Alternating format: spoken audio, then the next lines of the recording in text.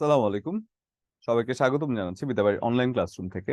সাথে আছে আমি Mohammad Zahidul Islam, senior lecture English department, Bidyabari. আশা করছি আমাকে স্পষ্টত শুনতে এবং দেখতে পাচ্ছেন। তাও আমাকে যদি স্পষ্টত শুনতে এবং দেখতে পেয়ে থাকেন তাহলে একটু ক্লিয়ার লিখে কমেন্ট করবেন, তাহলে আমরা ক্লাসটি শুরু করতে যাচ্ছি। কি অবস্থা আপনাদের সবার? আমি মাত্র 3-4 জনকে দেখতে পাচ্ছি। আর সবাই কোথায় আপনারা? গ্যালারি। ওকে, ভালো আছেন সবাই?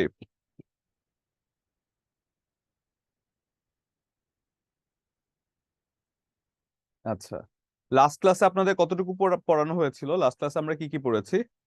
একটু ইয়েতে চান, ব্যাকে চলে যান। লাস্ট ক্লাসে আমরা কি কি পড়েছিলাম? জি আলহামদুলিল্লাহ ভালো আছে, আমি মল্লিক। আপনি ভালো আছেন আশা করছি। কেউ একজন আমাকে একটু বলবেন যে লাস্ট ক্লাসে আমরা কতটুকু পড়েছি? আমরা কি সাবজেক্ট ভার্ব এগ্রিমেন্ট শেষ করেছিলাম? জাহাঙ্গীর সাহেব, জি স্যার বলেন। সালাম ভালো আলাইকুম। ভালো আছেন আপনি? শেষ হয়েছে তো আজকে right from bar.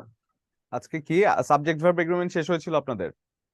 Right from বার আজকে না, আপনাদের আপনাদের কি সাবজেক্ট ভার্ব এগ্রিমেন্ট শেষ হয়েছিল নাকি সেটা বলেন আমাকে। এগুলো তো শেষ করে দিছিলেন তো। রাইট ফর্ম অফ ভার্ব শেষ করেছিলাম না?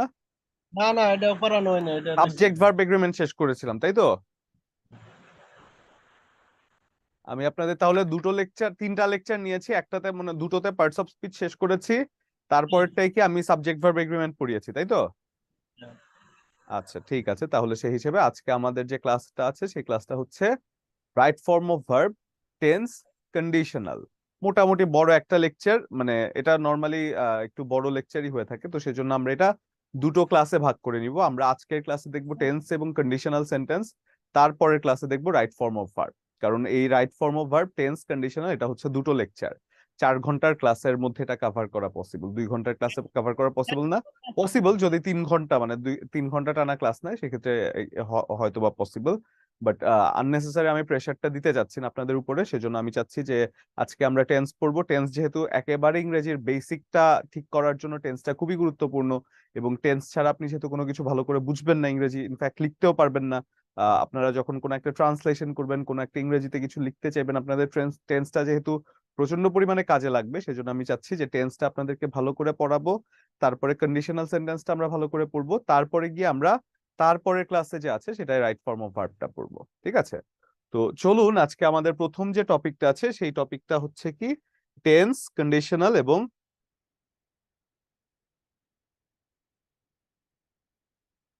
এরকম করছে কেন? বোর্ড এত স্লো কেন? হ্যাঁ,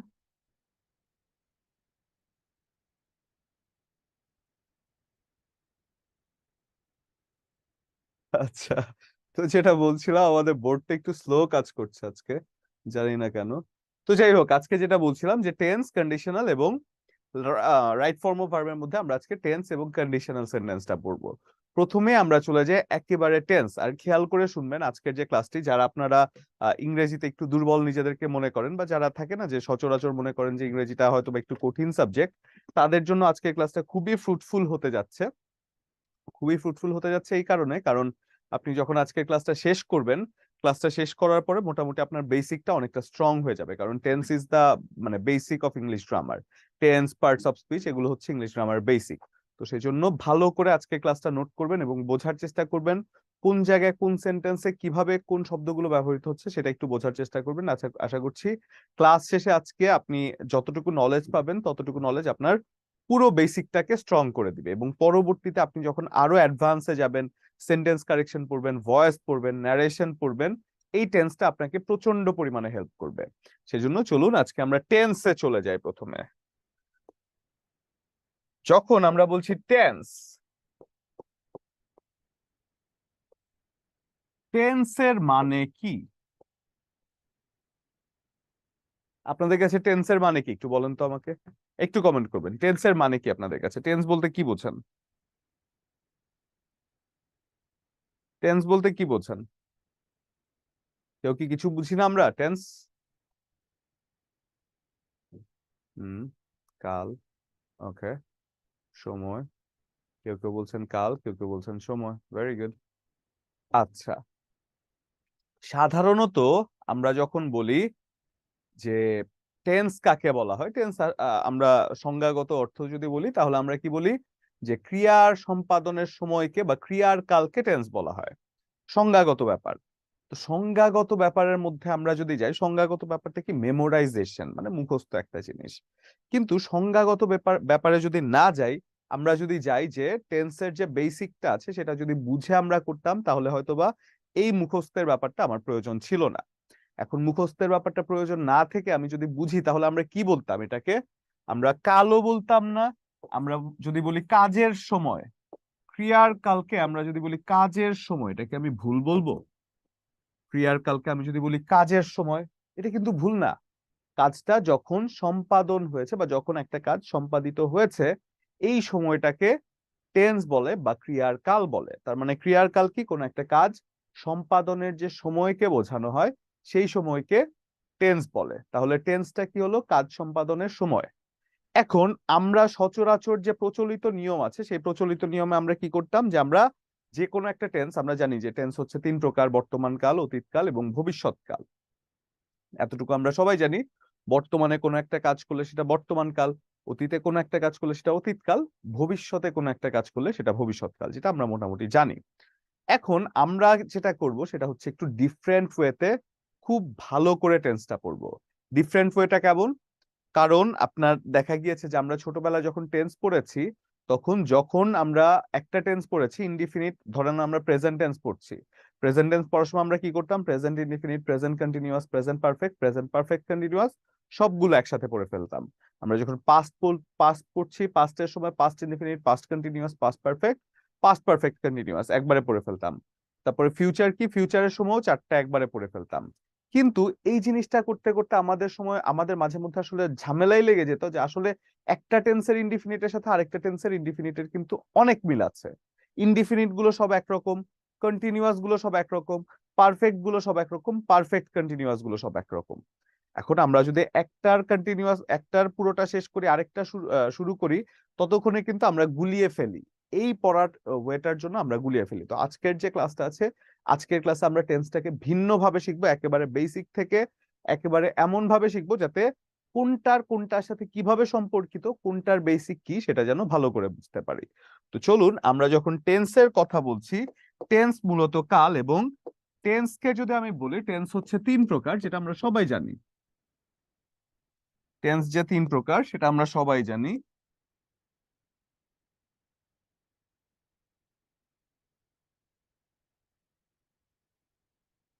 টেন্সের তিনটি প্রকারভেদের মধ্যে একটা আছে কি? প্রেজেন্ট টেন্স বা বর্তমান কাল।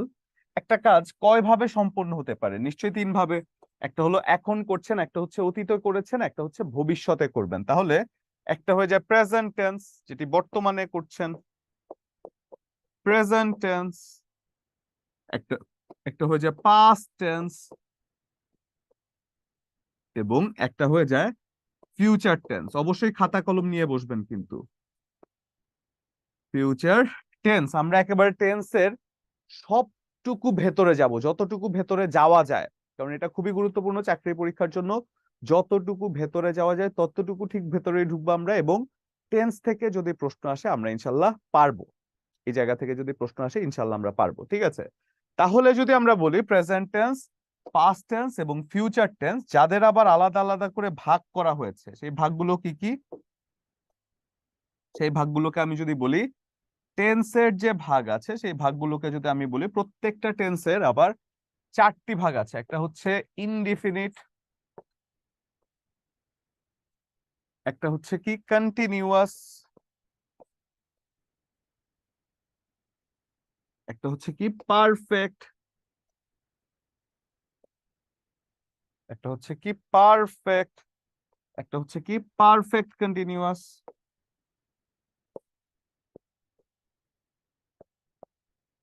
Perfect continuous,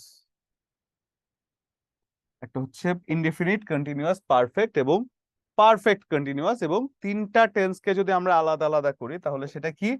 present tense, past tense এবং ফিউচার টেন্স। এটা ধরলাম প্রেজেন্ট, প্রেজেন্ট টেন্স। এটা হচ্ছে কি? Past tense. ছকটা আঁকছি কেন? কারণ আছে, গুছিয়ে আমরা পড়বো সেই জন্য ছকটা আঁকছি। এরপর হচ্ছে পাস্ট টেন্স, এবং তারপরে আমরা যদি যাই সেটা হচ্ছে ফিউচার টেন্স। ফিউচার টেন্স, এই জিনিসটা কেন লিখলাম আমরা? এই জিনিসটা লিখলাম কারণ একই সাথে আমরা তিনটা টেন্সের indefinite continuous perfect, perfect continuous কিভাবে কাজ করে সেটা আমরা দেখব প্রথমে। এবং নর্মালি আমরা কি শিখতাম সচরাচর ছোটবেলায়, যে স্ট্রাকচার দিয়ে সেন্টেন্স শিখতাম, স্ট্রাকচার দিয়ে টেন্স শিখতাম। কিন্তু আমরা এখন যেটা করব, যেটা প্রপার ওয়ে অফ লার্নিং, সেটা হচ্ছে আমরা এখন যেটা করব সেটা হচ্ছে একটা সেন্টেন্স দিয়ে স্ট্রাকচার আমরা নিজেরা বানাবো। স্ট্রাকচার দিয়ে আমরা শিখবো না, আমরা সেন্টেন্স বুঝবো, সেন্টেন্স দিয়ে এরকম স্ট্রাকচার আমরা নিজেরা বানাবো, যাতে করে একটা সেন্টেন্স দিয়ে আমরা 10টা সেন্টেন্স বানাতে পারি। কারণ এগুলো কিন্তু ট্রান্সলেশনের জন্য খুব গুরুত্বপূর্ণ। টেন্সটা বুঝলে আপনি ট্রান্সলেশন ভালো করবেন। তাহলে যখন আমি বলছি যে প্রেজেন্ট ইনডিফিনিট, প্রেজেন্ট ইনডিফিনিট টেন্সের একটা যদি এক্সাম্পল আমি বলি, তাহলে আমি কি বলতে পারবো? একটা সেন্টেন্স যদি আমি বলি, প্রেজেন্ট ইনডিফিনিট কি? বর্তমানকালে একটা কাজ, বর্তমানকালের কোন একটা সাধারণ কাজ। আমি ক্লাস নেই, বর্তমানকালের সাধারণ কাজ। আপনি ক্লাস করেন, বর্তমানকালের সাধারণ কাজ। চলমান যদি না হয়, আপনি সচরাচর যে অভ্যাসগত কাজগুলো আছে, যে সচরাচর স্বাভাবিক কাজগুলো আছে, আপনি ভাত খান, আপনি স্কুলে যান, আপনি কলেজে যান, আপনি চাকরি করেন, যাই স্বাভাবিক বর্তমানকালের যত স্বাভাবিক কাজ আছে সেগুলো হয়ে যায় প্রেজেন্ট ইনডিফিনিট টেন্স। এবং সেই হিসেবে যদি আমরা একটা সেন্টেন্স বলি, ফর এক্সাম্পল যে আই ইট রাইস, এটা হয়ে যাচ্ছে প্রেজেন্ট ইনডিফিনিট টেন্স, বর্তমানকালের সাধারণ যে কোনো একটা কাজ। এখন বর্তমানের কালের সাধারণ একটা কাজকে যদি আপনি অতীতকালে নিয়ে যান, অতীতকালের একটা সাধারণ কাজ, অতীতকালের একটা সাধারণ কাজকে হয়ে যায় কি? Past indefinite. ফর এক্সাম্পল, আপনি ভাত খেয়েছেন, আপনি ভাত খেতেন, আপনি স্কুলে গিয়েছেন, গিয়েছিলেন, তারপরে কি আপনি ধরেন কলেজে গিয়েছিলেন, আপনি ধরেন পড়ালেখা করেছেন, আপনি ধরেন একটা চাকরি পেয়েছেন, যাই বলেন না কেন অতীতে হয়েছে। এই জাতীয় অতীতের যে কাজগুলো আছে, অতীতকালের যে কোনো সাধারণ ঘটনাকে আপনি বলতে পারেন সেটা একটা পাস্ট ইনডিফিনিট টেন্স। তাহলে অতীতকালের সাধারণ ঘটনা কিরকম হতে পারে? ফর এক্সাম্পল, আমি যদি বলি পাস্ট ইনডিফিনিট টেন্সের মধ্যে অতীতকালের সাধারণ ঘটনা হচ্ছে আই অ্যাট রাইস, এটার মানে হচ্ছে আমি ভাত খেয়েছি। এবং এই অ্যাট কথাটা দেখেন, যেটা একটা সময় প্রেজেন্ট ফর্মে ছিল, ভার্বের প্রেজেন্ট ফর্ম ছিল, এই জায়গায় হয়ে যাচ্ছে পাস্ট ফর্ম। শুধু এতটুকু পার্থক্যই সেটাকে পাস্ট টেন্সে নিয়ে যাচ্ছে। এবং তারপরে যদি যে যাই আমরা ফিউচার ইনডিফিনিট টেন্সে, যেটা হচ্ছে ভবিষ্যৎকালের কোন একটা সাধারণ ঘটনা। ভবিষ্যৎকালের কোন একটা সাধারণ ঘটনা কেমন হতে পারে? আই উইল ইট রাইস, আমি ভাত খাবো, আমি ভাত খাবো। ইউ উইল ইট রাইস, তুমি ভাত খাবে। এই জাতীয় যে কোনো কথা, I will do the class, আমি ক্লাসটি করব, যে কোনো ভবিষ্যতের সাধারণ কথা আছে, সেই সাধারণ কথাটাকে হয়ে যেতে পারে ফিউচার ইনডিফিনিট টেন্স। তাহলে আমি যদি বলি যে আই, ফিউচার ইনডিফিনিট টেন্স আমি যদি বলি আই উইল ইট রাইস, সেটা হয়ে যাচ্ছে ফিউচার ইনডিফিনিট টেন্স। বর্তমানকালের সাধারণ ঘটনা প্রেজেন্ট ইনডিফিনিট, অতীতকালের সাধারণ ঘটনা পাস্ট ইনডিফিনিট, ভবিষ্যৎকালের সাধারণ ঘটনা ফিউচার ইনডিফিনিট। তাহলে এগুলোর স্ট্রাকচার আমরা কি লিখতে পারি? যদি একটু স্ট্রাকচার আমরা লিখে নেই তিনোটার, তাহলে হয়তো বা খারাপ হয় না। যেহেতু আমাদের স্ট্রাকচার জেনে রাখলে সেন্টেন্স গুলোকে ধরতে সুবিধা হয়। তাহলে আমরা যদি বলি প্রেজেন্ট ইনডিফিনিটের স্ট্রাকচার কি হবে?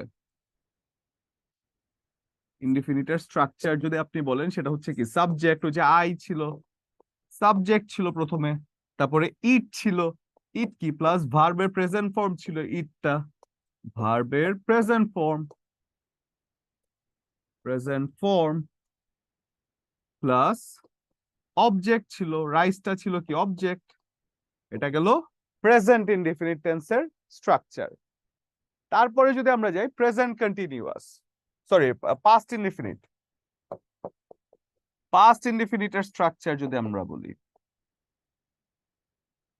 সেটাকে আমরা কি বলবো? সাবজেক্ট প্লাস ওই যে অ্যাড বলেছিলাম, অ্যাডটা কি? ভার্বের পাস্ট ফর্ম, যেহেতু অ্যাডটা ছিল ভার্বের পাস্ট ফর্ম, সেজন্য সেটা হয়ে যাবে পাস্ট ইনডিফিনিট টেন্স। এবং তাহলে আমরা কি বলবো?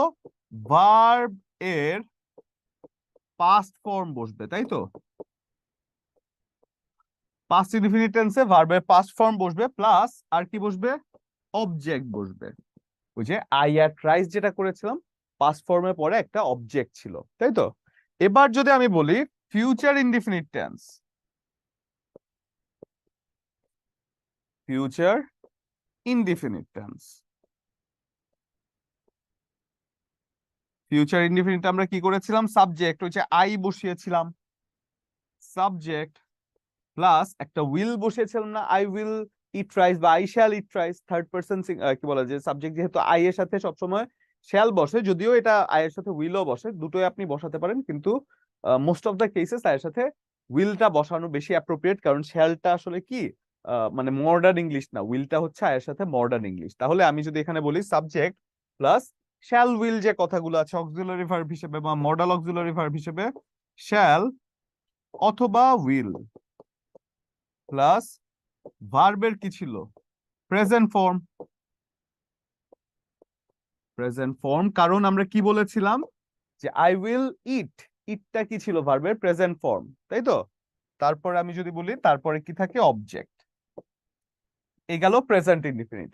তার মানে বর্তমান কালের কোন একটা সাধারণ ঘটনা, প্রেজেন্ট ইনডিফিনিট অতীতকালের কোন একটা সাধারণ ঘটনা, পাস্ট ইনডিফিনিট ভবিষ্যৎকালের কোন একটা সাধারণ ঘটনা, ফিউচার ইনডিফিনিট। এবং এখানে আমরা তিনটা টেন্সের স্ট্রাকচার দেখলাম। দেখেন তো ক্লিয়ার কিনা এই তিনটা ব্যাপার? একটু ক্লিয়ার হলে কমেন্ট করবেন, ইনডিফিনিট টেন্স গুলো কি ক্লিয়ার কিনা একটু কমেন্ট করবেন।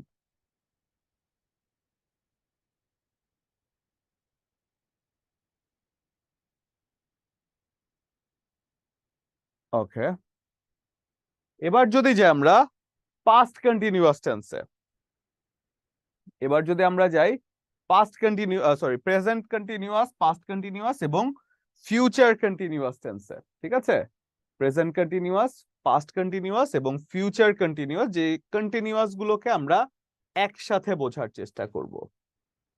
কন্টিনিউয়াস ব্যাপারটা কি, কন্টিনিউয়াস দ্বারা কি বোঝানো হয়, কন্টিনিউ করা, কোনো কিছু কন্টিনিউ করি না আমরা, প্রায় সময় আমরা বলি না যে কন্টিনিউ কন্টিনিউ, কন্টিনিউ মানে কি কোনো কিছু চলমান বোঝানো, কোনো কিছু একটা জিনিস যখন একটা জিনিসের মধ্যে বোঝানো হয় যে কোন একটা কাজ চলতে থাকছে বা চলমান অবস্থায় আছে, সেই কাজটাকে বলা হয় কি, কন্টিনিউ। এবং কন্টিনিউয়াস তাহলে কি হয়ে যাচ্ছে, কন্টিনিউয়াস হচ্ছে কোন একটা কাজ যখন চলমান বোঝায়। ফর এক্সাম্পল আমি ভাত খাচ্ছি, আমি ভাত যে খাচ্ছি সেটা কিন্তু চলমান আছে। আমি যদি বলি আমি ভাত খাচ্ছিলাম, সেটা অতীতকালে চলমান ছিল, আমি ভাত খাচ্ছিলাম। এরপর আমি যদি বলি ভবিষ্যৎকালে যে আমি ভাত খেতে থাকবো, খেতে থাকবো মানে কাজটি আমি করতে থাকবো, তাই তো?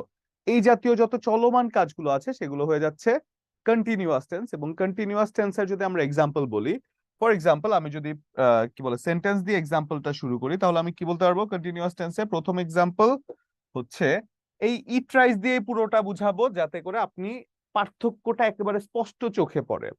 যখন আপনি বলছেন I am eating, I am eating rice, সেটা হয়ে যাচ্ছে কি continuous tense, present continuous tense. Present continuous tense কেন হয়েছে? এই ইটিং ভার্বের সাথে একটা চলমান একটা কথা আছে এবং একটা অ্যাম আছে, যেটা কি প্রেজেন্ট কন্টিনিউয়াস টেন্সকে বোঝাতে সাহায্য করেছে। সেম জিনিসটা যদি আমরা পাস্টে চলে যাই তাহলে কি করতাম? পাস্টে চলে গেলে পাস্ট টেন্সের এই অ্যামটা ছিল প্রেজেন্ট টেন্সের অক্সিলারি ভার্ব, পাস্টে যখন যাব তখন পাস্ট টেন্সের একটা অক্সিলারি ভার্ব বসতে পারে। ফর এক্সাম্পল আমি যদি বলি I was eating, eating rice, আমি ভাত খাচ্ছিলাম, এই আই এর সাথে ওয়াজ বসে এরপরে ইটিং রাইস হয়ে যাচ্ছে, একই একই ফরম্যাট। এবং ফিউচারে যদি আমরা দেখি, ফিউচারে কি আছে, ফিউচারে আমরা বলতে পারি I shall be eating rice, আমি ভাত খেতে থাকবো। খেয়াল করে দেখুন তো পার্থক্যটা কি ছিল, অ্যাম ইটিং, ওয়াজ ইটিং এবং শ্যাল বি ইটিং, এই শ্যালের পরে একটা বি বসেছে। তাহলে আমরা যদি এবার স্ট্রাকচারে যাই, তিনটার স্ট্রাকচার করে ফেলি, তাহলে কিন্তু ব্যাপারটা আমাদের কাছে সহজ হয়ে যায় এবং স্ট্রাকচারটা বুঝতে খুব একটা সমস্যা হয় না। যদি আমরা বলি তাহলে প্রেজেন্ট কন্টিনিউয়াস, প্রেজেন্ট কন্টিনিউয়াস, এটার স্ট্রাকচার হতে পারে তাহলে কি, সাবজেক্ট প্লাস am অথবা is অথবা are প্লাস মেইন ভার্ব এর প্রেজেন্ট ফর্ম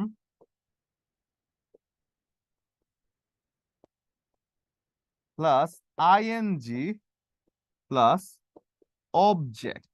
মেইন ভার্বের present form plus ING plus object, এটা হলো প্রেজেন্ট কন্টিনিউয়াস টেন্স। ওই যে আই অ্যাম ইটিং রাইস হয়ে গেল। এরপর যদি আমি সেম জিনিসটাকে পাস্টে নিয়ে যাই তাহলে কি করতে পারি, পাস্ট কন্টিনিউয়াস যদি আমি বলি সেম জিনিসটাকে অতীতকালে যদি নিয়ে যাই, অতীতকালে যদি আমি বলি পাস্ট কন্টিনিউয়াস, আমি যদি বলি সাবজেক্ট প্লাস ভার্ব এর subject plus was wire, subject plus was অথবা ওয়্যার। ওয়াজ হচ্ছে কি সিঙ্গুলারের সাথে, ওয়্যার হচ্ছে কি প্লুরালের সাথে। ওয়াজ অথবা ওয়্যার প্লাস ভার্ব এর প্রেজেন্ট ফর্ম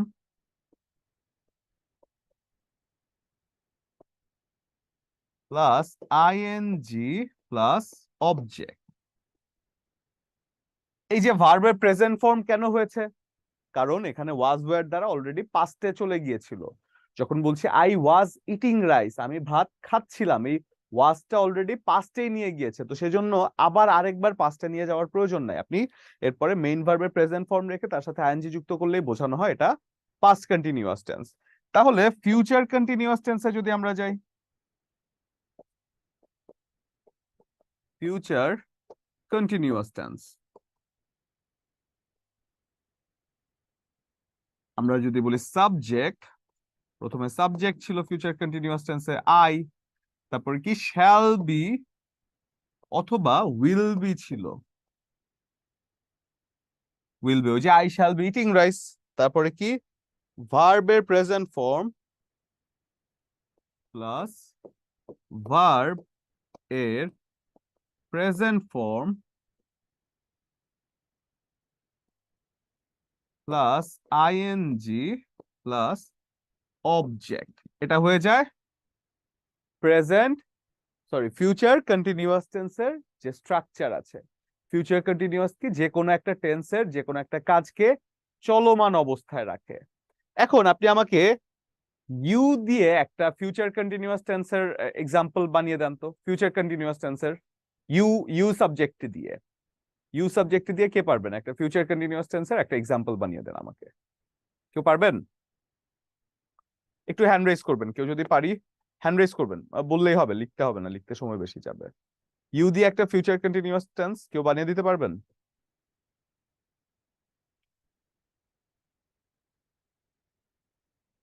কেউ পারবেন না?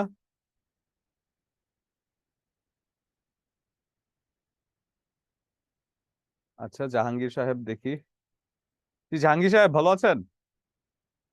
আনমিউট করতে হবে আপনার। আহা, এটাই আমি খুঁজছিলাম স্বর্ণা, এই জায়গাটাতেই ভুল হয়েছে, you will going to school না, উইলের পর একটা বি আছে, এই জন্যই আমি এটা আপনাদেরকে বানাতে বলেছিলাম। এই বিটা কি খেয়াল করেছেন কিনা, কন্টিনিউয়াস টেন্সে, ফিউচার কন্টিনিউয়াস টেন্সে ইউ উইল এর পরে একটা বি থাকে, উইল বি কন্টিনিউয়াস টেন্সে you will be playing cricket in the morning, very good Priya Das. তারপর যদি you will be eating rice, হ্যাঁ ভেরি গুড হয়েছে। ইউ উইল বি সবসময় থাকে। এবং জাহাঙ্গীর সাহেব আপনি বলুন তো একটা সেন্টেন্স, ইউ শুনছেন আমাকে? Shall be eating rice. হ্যাঁ হ্যাঁ, you shall be eating rice. You এর সাথে শ্যাল হয় না, ইউ এর সাথে সবসময় উইল হয়। হ্যাঁ, ইউ এর সাথে সবসময় উইল হয়। আমি তাহলে এটা একটু লিখে দেই যে শ্যাল, এই স্ট্রাকচারটা লিখে দিন এটা। শ্যাল হয় ফার্স্ট পারসনের সাথে এবং উইল হয় সেকেন্ড পারসন। সেকেন্ড ও থার্ড পারসনের সাথে। শ্যাল হয় ফার্স্ট পারসন এবং উইল হয় সেকেন্ড অথবা থার্ড পারসনের সাথে, ঠিক আছে? তাহলে আমরা ফিউচার টেন্সটার কন্টিনিউয়াস টেন্সটা সহ দেখলাম, তাই তো? এরপরে যদি যাই আমরা পরবর্তী যে জায়গাটা আছে সেখানে যদি যাই, যে পারফেক্টের কথায়, আমরা এখন পারফেক্ট টেন্স দেখব। পারফেক্ট কি? পারফেক্ট টেন্স হচ্ছে কোনো একটা কাজ কিছুক্ষণ আগে সম্পন্ন হয়েছে, আগে একটা ব্যাপার থাকবে। পারফেক্ট কথাটার মধ্যে আগে ব্যাপারটা মুখ্য থাকবে, আগে সম্পন্ন হয়েছে এবং সেই কাজটা যে আগে সম্পন্ন হয়েছে সেই ব্যাপারে আপনার তথ্য দিতেই পারফেক্ট টেন্সটা ব্যবহার করা হয়। সেটা হোক ইনডিফিনিট ফিউচারে, হোক প্রেজেন্টে, হোক পাস্টে। প্রেজেন্টে কেমন হয়? ধরেন একটা কাজ আগে সম্পন্ন হয়েছে কিন্তু তার ফল এখনো আছে। কেমন কাজগুলো? যে আই হ্যাভ ইটেন রাইস, আমি ভাত খেয়েছি।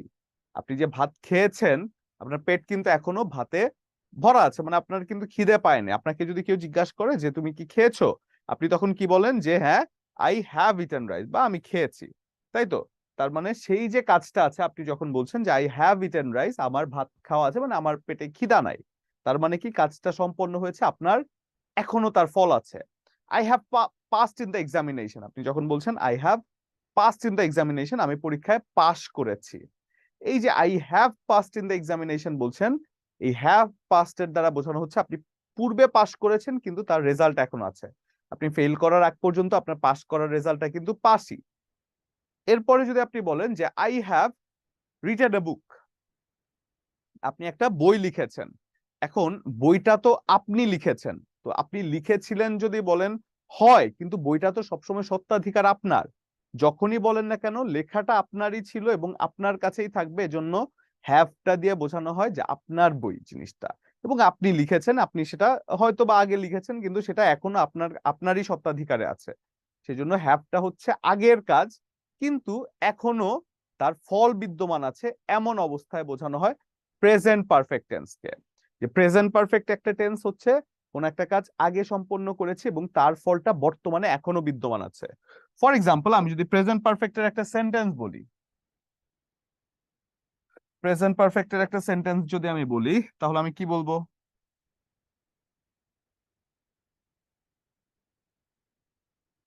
ধরেন আমি একটা প্রেজেন্ট পারফেক্টের একটা সেন্টেন্স বলি, যদি আমি বলি আই হ্যাভ ইটেন রাইস, আমি ভাত খেয়েছিলাম বা খেয়েছি। I have eaten rice. এবং এটাকে যদি আমি পাস্ট পারফেক্টে বসি, খেয়াল করেন প্রেজেন্ট পারফেক্টে হ্যাভ বসেছে, হ্যাজ অথবা হ্যাভ প্রেজেন্ট পারফেক্টে বসে। এখন এটাকে যদি আমি পাস্ট করি, পাস্ট পারফেক্ট করি, তাহলে পাস্ট পারফেক্টে কি বসে? পাস্ট পারফেক্টে বসে had. I had eaten rice, I had eaten rice. এখন হ্যাড কেন পাস্ট পারফেক্টে বসলো এবং পাস্ট পারফেক্ট কি? আমরা এতক্ষণ যে পারফেক্টটা নিয়ে কথা বলছি সেটা ছিল প্রেজেন্ট পারফেক্ট, এখন আমরা কথা বলবো পাস্ট পারফেক্ট নিয়ে। তাহলে প্রেজেন্ট পারফেক্টটা কি আর পাস্ট পারফেক্ট কি, পার্থক্য কি দুটার মধ্যে? একটু খেয়াল করে দেখবেন, অতীতে হয়েছিল তার ফল এখনো বিদ্যমান আছে, এমন ক্ষেত্রে বোঝানো হয় প্রেজেন্ট পারফেক্ট। কিন্তু দুটো কাজই অতীত, দুটো কাজই অতীত, এর মধ্যে যে কাজটা সব থেকে আগে হয়েছে সেটা হয়ে যায় পাস্ট পারফেক্ট। একটু খেয়াল করে দেখেন যে ধরেন আপনি গতকাল এবং গত পরশু দুটো দিনই কিন্তু বর্তমান, আজকের দিনের তুলনায় আপনার কাছে গতকালটাও অতীত, গত পরশু দিনও অতীত। তো গতকালও যেহেতু অতীত, গত গত পরশু দিনও যেহেতু অতীত আপনার কাছে, তো কোন অতীতটা সব থেকে আগের অতীত? নিশ্চয়ই গত পরশু দিনের যে অতীতটা আছে সেটা গতকালকেরও আগে ছিল।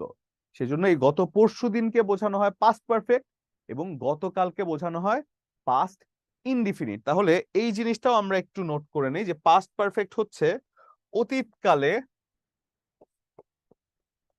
পাস্ট পারফেক্ট হচ্ছে অতীতকালের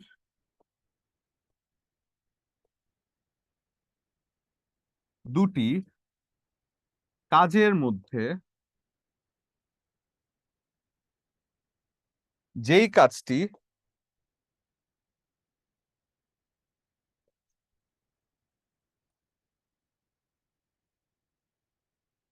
সবার আগে সম্পন্ন হয় তাকে পাস্ট পারফেক্ট বলে, তাকে পাস্ট পারফেক্ট বলে। অতীতকালের দুটো কাজের মধ্যে যে কাজটি সবার আগে সম্পন্ন হয় তাকে পাস্ট পারফেক্ট বলে। You had eaten rice, you had written the book, অনেক আগের কথা, অতীতকালেরও অতীতে। তার মানে এখন যদি আমরা বলি উল্লেখ্য যে পাস্ট পারফেক্ট হচ্ছে অতীতের অতীত, উল্লেখ্য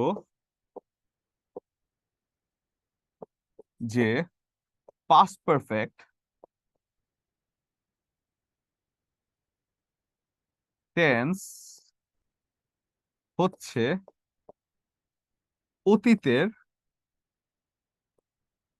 অতীতেরও অতীত।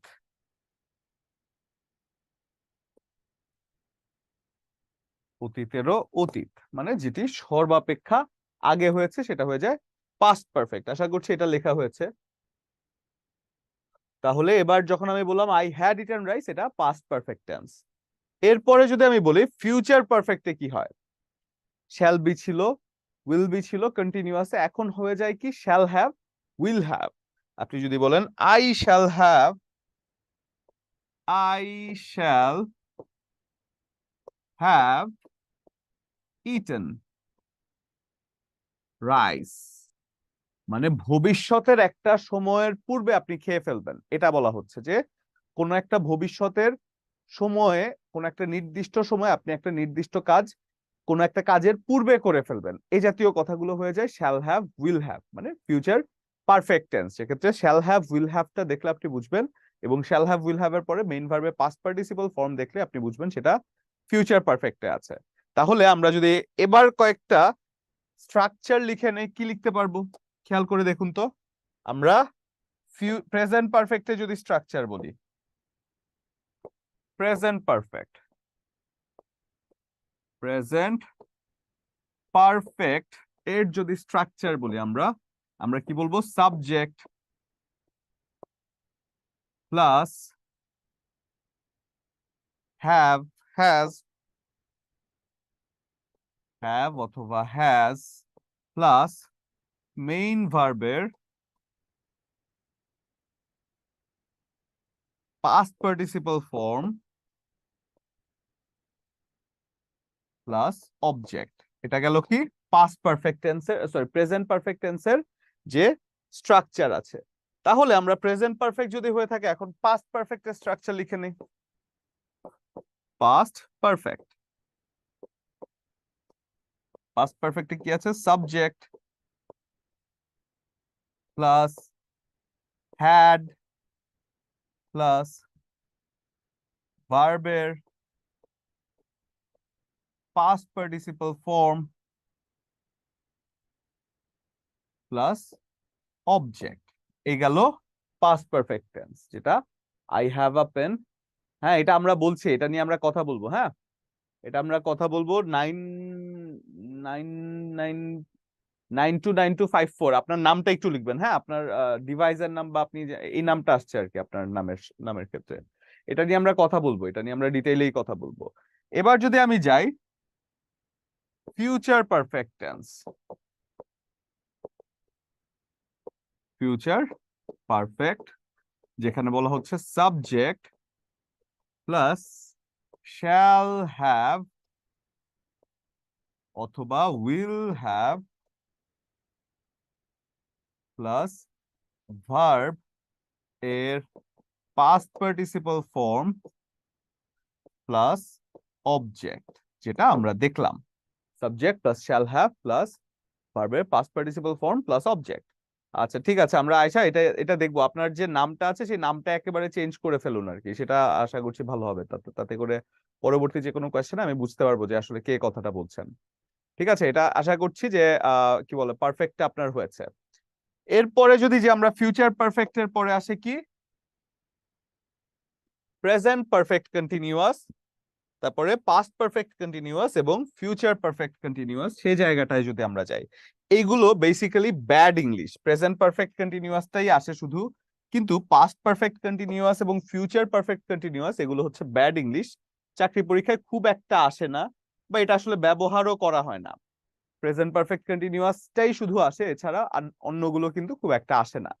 কেন আসে না? কারণ ভবিষ্যৎকালের কোন একটা কাজ আপনি একটা কাজের আগে আরেকটা কাজ করবেন, এই জাতীয় জিনিসগুলো আসলে খুব একটা বেশি ব্যবহার করা হয় না। অতীতকালের কোন একটা কাজের পূর্বে আরেকটা কাজ করবেন, সেটা চলতে থাকবে, এই জাতীয় জিনিসগুলো খুব একটা বেশি ব্যবহার করা হয় না। এই জায়গা থেকে কি আসে?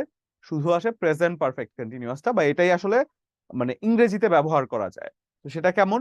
যে কোনো একটি কাজ, একটা কাজ আগে থেকে শুরু হয়ে এখন পর্যন্ত চলছে, বেশ কিছুদিন আগে থেকে শুরু হয়ে কাজটি এখন পর্যন্ত চলছে, এমন যদি বোঝানো হয় সেক্ষেত্রে প্রেজেন্ট পারফেক্ট কন্টিনিউয়াস টেন্স হয়। ফর এক্সাম্পল, আপনি যদি বলেন কোন একটা কাজ আগে থেকে শুরু হয়েছে এখনো চলছে, আপনি যদি বলেন যে I have been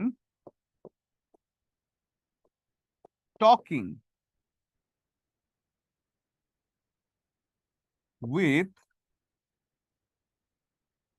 you since morning. একটা কাজ আগে শুরু হয়েছে এখনো চলছে। I have been talking with you since morning, আমি সকাল থেকেই তোমার সাথে কথা বলছি। ধরেন এখন সন্ধ্যা হয়ে যাচ্ছে, সকালে শুরু হয়েছিল, এই কাজটা এখনো চলছে। এই জাতীয় কথাগুলো হয়ে যায় প্রেজেন্ট পারফেক্ট কন্টিনিউয়াস টেন্স, যেটা আগে শুরু হয়েছে এখনো চলছে, এমন যদি বোঝানো হয়। আরেকটা সেন্টেন্স যদি বলি, I have been living here for for 8 hours, এখানে সিন্স এবং ফর এর একটা ব্যাপার আসে, যেটাও আমরা ক্লিয়ার করব। আমি যদি আরো একটা সেন্টেন্স বলি, সেটাকে আমরা কি বলতে পারবো? যে I have been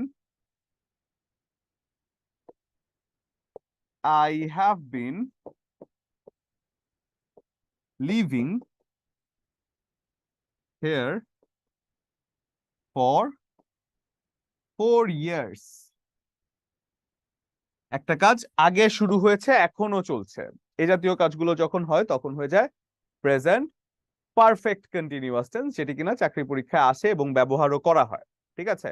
present perfect continuous এর স্ট্রাকচার যদি আমরা এখন লিখি, তাহলে স্ট্রাকচার কি লিখতে পারবো? স্ট্রাকচারটা যদি আমরা দেখি, তাহলে স্ট্রাকচার কি হয়ে যায়?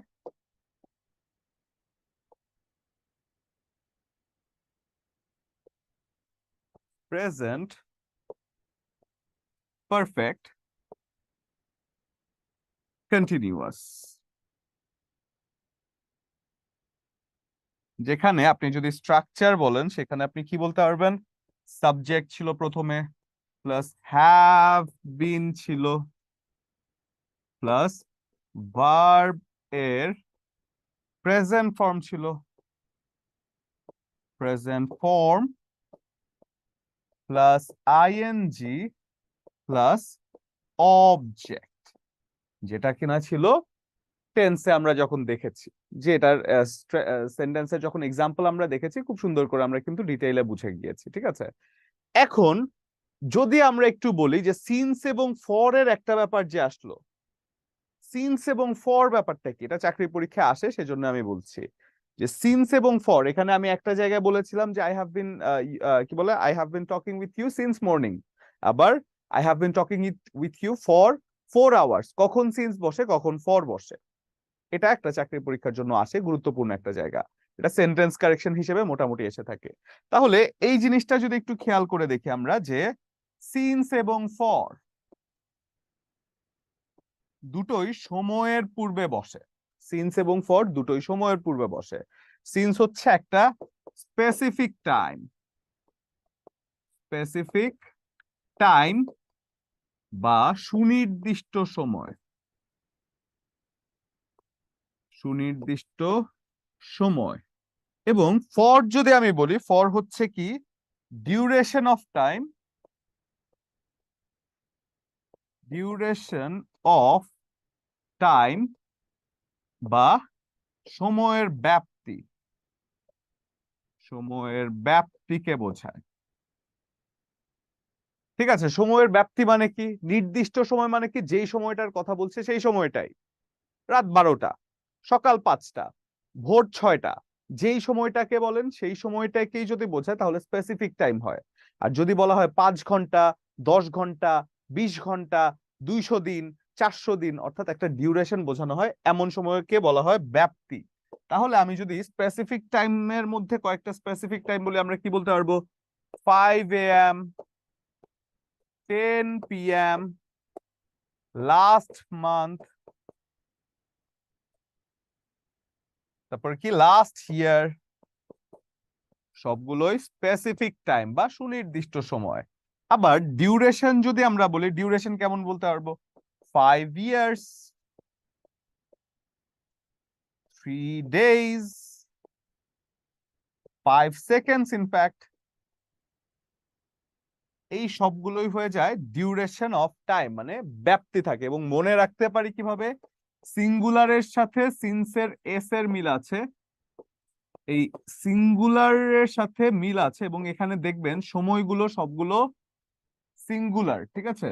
সময়গুলো সবগুলো সিঙ্গুলার সময়, মানে 5 a.m., 10 p.m. এরপরে কোনো এস নাই, এরপরে কোনো এস দেখতে পাচ্ছেন না। 5 p.m. Last month, last year, এরপরে কোনো এস নাই। কিন্তু 5 years, 3 days, 5 days এগুলোর পরে কিন্তু এস আছে। তার মানে যখন একটা এস যুক্ত হবে তখন আপনি ফর বসিয়ে দিবেন, যদি এস যুক্ত না থাকে তাহলে সিন্স বসিয়ে দিলেই কাজটা হয়ে যাবে।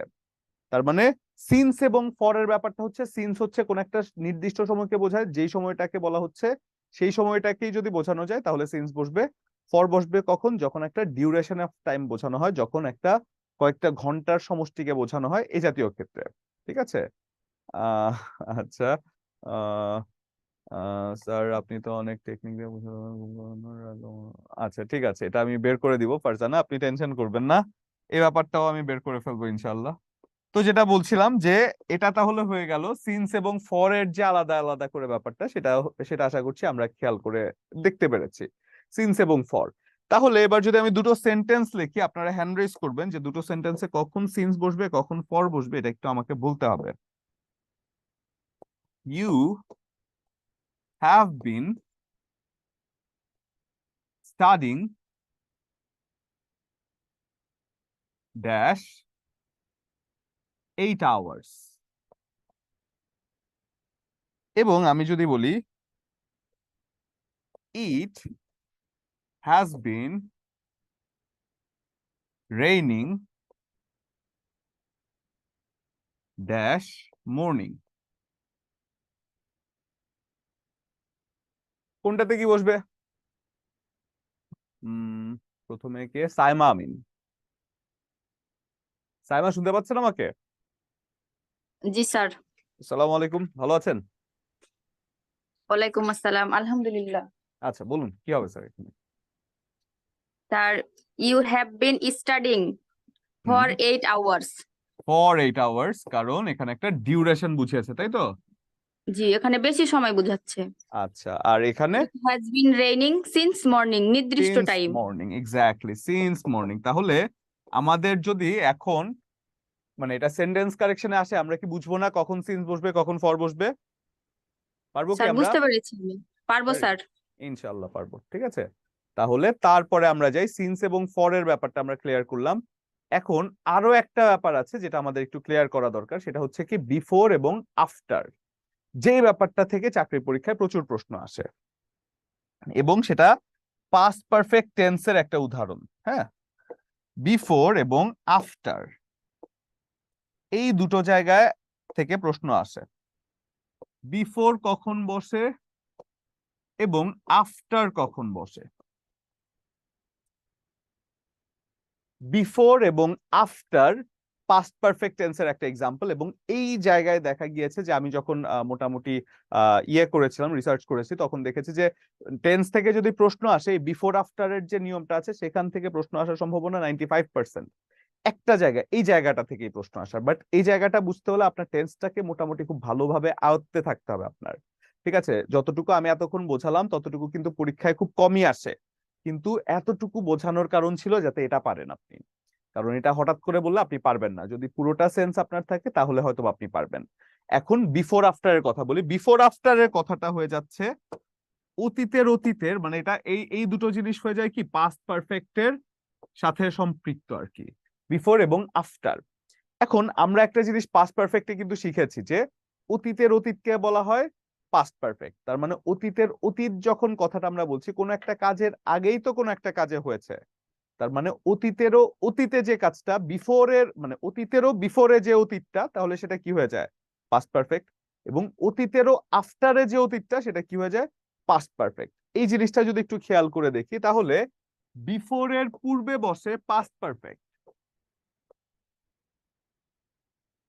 বিফোর এর পূর্বে পাস্ট পারফেক্ট, এবং আফটার এর পরে পাস্ট পারফেক্ট। বিফোর এর পূর্বে পাস্ট পারফেক্ট, আফটার এর পরে পাস্ট পারফেক্ট, এবং বিফোর এর পরে হচ্ছে কি পাস্ট ইনডিফিনিট, এবং আফটার এর পূর্বেও হচ্ছে কি past indefinite.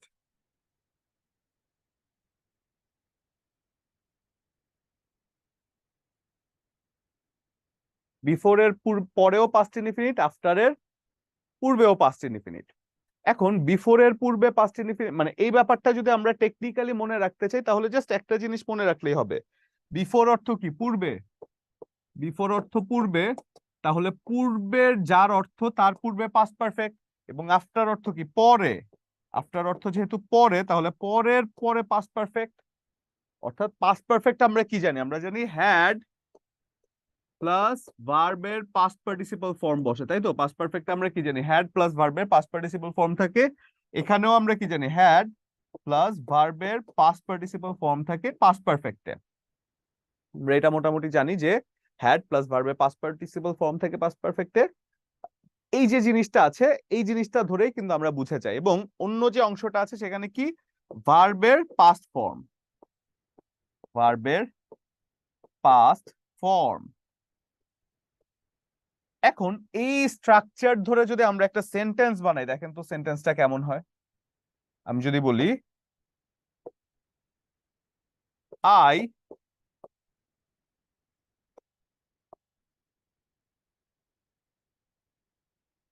I had gone there before you came. I had gone there before you came. দেখেন তো হয়েছে কিনা, সাবজেক্ট প্লাস হ্যাড ভার্বের পাস্ট পার্টিসিপল ফর্ম, তারপরে কি বিফোর দ্বারা যুক্ত করে এর পরের অংশ প্রেজেন্ট পাস্ট ইনডিফিনিটে করেছে।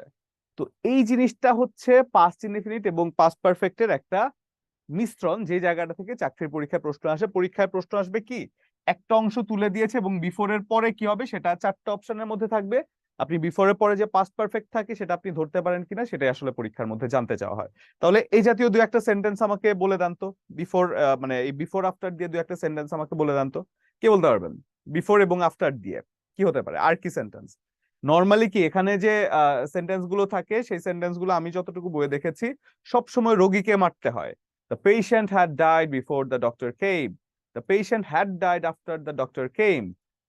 কি বলে, the train left the station before I reached the station. আরে ভাই এত নেগেটিভ কথা কেন বলতে হবে, ভালো কিছু বলেন, পজিটিভ কিছু বলেন। তাহলে এই জায়গার মধ্যে আপনি আর কি দিতে পারেন, একটু পজিটিভলি একটু সেন্টেন্স বানানোর চেষ্টা করেন তো, যে I had gone there before you came। এছাড়া আর পজিটিভলি কেউ কি কোনো সেন্টেন্স বানাতে পারবেন?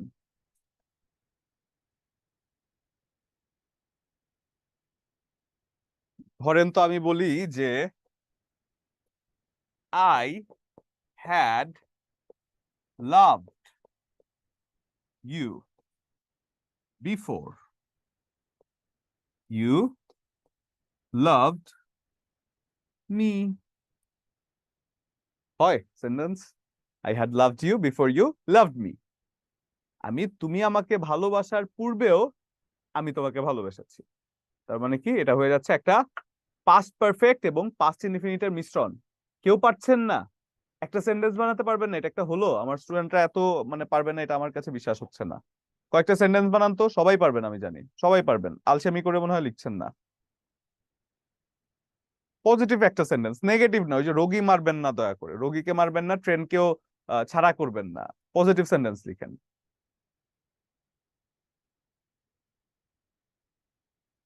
হুম হুম, ঠিক আছে। যদি দেখি আরো দু একটা example.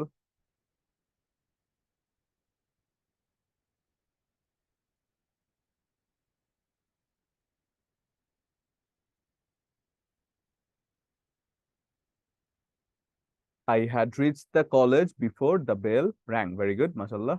The teacher had come to the class before I came. I had eaten rice before you came. হ্যাঁ, সবগুলো হয়ে যাচ্ছে। এবার দেখবেন বিফোর আফটার, আপনি যে একটা সেন্টেন্স বানিয়েছেন, এবার দেখবেন বিফোর আফটার আপনার কাছে কোনো দিন আর সারা জীবনে ঝামেলা হবে না, ইনশাল্লাহ সবগুলো পেরে যাবেন। আচ্ছা, টেন্স আমরা মোটামুটি শিখেছি, কিন্তু একটা জায়গা এখনো আমাদের কনফিউশন আছে। অনেক স্টুডেন্টদেরকে আমি দেখেছি, ইনফ্যাক্ট বিশ্বাস করবেন না, অনেক টিচারদেরকেও দেখেছি, এই ব্যাপারটা নিয়ে তারা ক্লিয়ারলি কিছু বলতে পারেন না। এই ব্যাপারটা নিয়ে অনেক টিচারদেরকে আমি মানে মোটামুটি দেখেছি যাদেরকে, তো মানে অনেকে থাকে যে ক্লিয়ার কনসেপ্ট না হয়ে কি রুলস এর উপরে চলে যান। রুলস এর উপরে যখন চলে যান তখন ইংরেজির বেসিকটা খুব একটা ভালো থাকে না। আসলে নিয়ম কানুন অনেক সময় থাকে না, যে আমরা বেসিক্যালি আমরা কি করি, ইংরেজিটাকে আমাদের কাছে কঠিন লাগার মেইন কারণ হচ্ছে আমরা এটাকে ম্যাথ বানাই।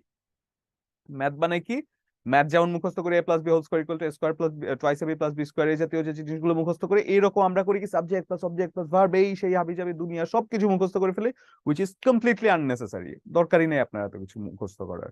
বোঝেন, ভাষাটাকে বোঝেন। ভাষা গ্রামার এটাকে বাঙালিরা বানিয়েছে, এভাবে ইংরেজি পড়ার কোনো প্রপার ওয়ে না। ঠিক আছে, আমি ছোটবেলা থেকে আমি কখনো এইভাবে পড়িনি, অ্যাটলিস্ট যে সাবজেক্টের পরে এই থাকলে ভার্বের পরে এই, মানে এভাবে কখনো আমি পড়িনি।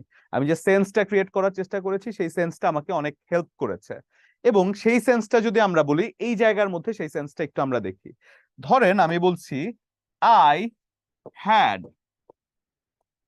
ইটেন, আচ্ছা এটা না, আমি যদি বলি I had written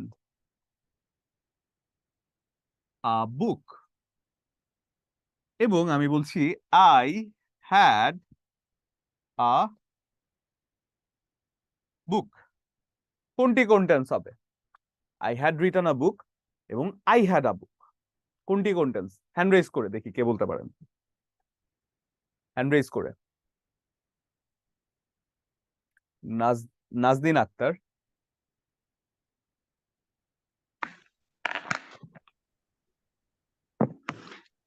G sir, প্রথমটা হবে past perfect tense, past perfect tense, very good. তারপরেরটা? আর দ্বিতীয়টা পাস্ট ইনডিফিনিট টেন্স। দ্বিতীয়টা পাস্ট ইনডিফিনিট টেন্স। কিভাবে বুঝলেন? স্যার, যে স্ট্রাকচার অনুযায়ী সাবজেক্ট প্লাস হেড প্লাস ভার্বের V3 প্লাস অবজেক্ট। হ্যাঁ, কিন্তু এটা কোন স্ট্রাকচার? সাবজেক্ট প্লাস এটা তো স্যার পাস্ট ইনডিফিনিট। ঠিক আছে, কিন্তু এটা কোন স্ট্রাকচার, কোন স্ট্রাকচার থেকে? পাস্ট পারফেক্ট টেন্সের স্ট্রাকচার, যেমন সাবজেক্ট প্লাস হেড প্লাস আপনি ভার্বের ঠিক বলছেন, অবজেক্ট। প্রথমটা পাস্ট পারফেক্ট ঠিক ছিল, কিন্তু সেকেন্ডটা যে পাস্ট ইনডিফিনিট সেটাও আপনি ঠিক বলেছেন, কিন্তু এটা স্ট্রাকচারটা কোনটা আমাকে একটু বলুন। বলতে পারবেন? স্ট্রাকচারটা তো স্যার পাস্ট পারফেক্ট টেন্সের মতো। পাস্ট পারফেক্ট টেন্সের মতো তাহলে কিভাবে হয় দেখি, আরেকজনকে আমি জিজ্ঞাসা করি। ধন্যবাদ নাজবিন, আপনি আপনার বেসিক ভালো আছে, পেরেছেন, বাট আমি একটু এক্সপ্লেনেশনটা জানতে চাচ্ছি যে এটা আসলে কি হতে পারে। ধন্যবাদ আপনাকে, আপনি পেরেছেন। তারপরে অদিতি সরকারকে যদি আমরা জিজ্ঞাসা করি। অদিতি, শুনতে পাচ্ছেন আমাকে? হ্যাঁ হ্যাঁ স্যার। ভালো আছেন? হ্যাঁ জি স্যার, ভালো আছে। আপনি ভালো আছেন? কি আছে, আলহামদুলিল্লাহ ভালো। বলুন এটা কি হতে পারে? স্যার, এর পরেরটা হবে পাস্ট ইনডেফিনিট, কারণ স্যার পাস্ট ইনডেফিনিটের স্ট্রাকচার হচ্ছে সাবজেক্ট প্লাস ভার্বের পাস্ট ফর্ম প্লাস অবজেক্ট। এখানে হচ্ছে হ্যাজ এর পাস্ট ফর্ম হচ্ছে হ্যাড। এক্স্যাক্টলি। কিন্তু এত কিছু চিন্তা না করে এটাও আপনি স্ট্রাকচারে দেখেন, মানে যেটাকে সহজভাবে বোঝা যায় সেটাকে আমরা স্ট্রাকচারে পড়েছি, বাট এই জিনিসটা খুব সহজভাবে আমরা দেখবো। ঠিক আছে, এই স্যার মানে স্ট্রাকচারে ব্যাখ্যা করার জন্য তো স্যার, এর জন্য সবটাই বললাম। হ্যাঁ, না না, it's okay, it's okay, but still এই জিনিসটা কত সহজে আমরা পড়তে পারি সেটা আমি দেখাচ্ছি। ঠিক আছে, Aditi, thank you so much. Aditi যেটা বলেছেন সেটা হচ্ছে কি, ভার্বের পাস্ট ফর্ম আছে সেজন্য এটা হয়ে যাচ্ছে পাস্ট ইনডিফিনিট টেন্স, তাই তো? এটা হয়ে যাচ্ছে পাস্ট ইনডিফিনিট টেন্স। এখন আমি যদি একটা ছোট কথা লিখে নেই, তাহলে আমরা যদি এটা মাথায় রাখি তাহলে পুরো ব্যাপারটাই সহজ হয়ে যায়। সেই ব্যাপারটা কি, যে কোনো কোনো সেন্টেন্সে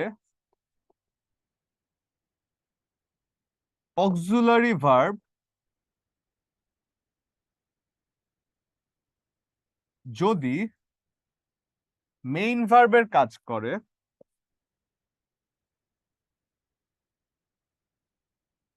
এর কাজ করে তাহলে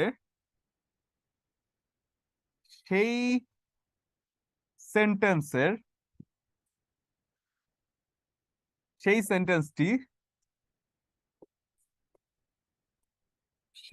সেন্টেন্সটি উক্ত টেন্স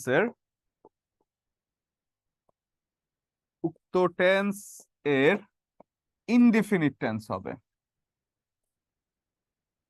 ইনডিফিনিট টেন্স হবে কোন একটা অক্সিলারি ভার্ব যদি মেইন ভার্ব হিসেবে কাজ করে, এর পরে যদি বলি যে কোন একটা অক্সিলারি ভার্ব, কোন একটা সেন্টেন্সে অক্সিলারি ভার্ব যদি মেইন ভার্ব হিসেবে কাজ করে এবং তারপরে যদি সেন্টেন্সটার কি বলে অক্সিলারি ভার্ব মেইন ভার্ব হিসেবে কাজ করে এবং সেই সেন্টেন্সটি উক্ত টেন্সের ইনডিফিনিট টেন্স হিসেবে কাজ করে, অর্থাৎ অক্সিলারি ভার্বটা যদি মেইন ভার্ব হিসেবে কাজ করে, যেই টেন্সের অক্সিলারি ভার্ব সেটা, সেই সেন্টেন্সটা সেই টেন্সের ইনডিফিনিট টেন্স হয়ে যাবে। এখন যদি আমি বলি I have written a poem, এবং আমি যদি বলি I have a poem, I have a poem, এখানে যদি আমরা সেন্টেন্সটার সিম্পল একটা জিনিস দেখি, হ্যাভ এর পরে ভার্বের পাস্ট পার্টিসিপল ফর্ম, হ্যাভ এর পরে ভার্বের পাস্ট পার্টিসিপল ফর্ম, তাই এটা হয়ে গিয়েছে কি মেইন ভার্ব হিসেবে কাজ করছে না, এখানে হ্যাভটা মেইন ভার্ব হিসেবে কাজ করছে না, এই জন্য এটা কি হয়ে যায় present perfect tense. Present perfect.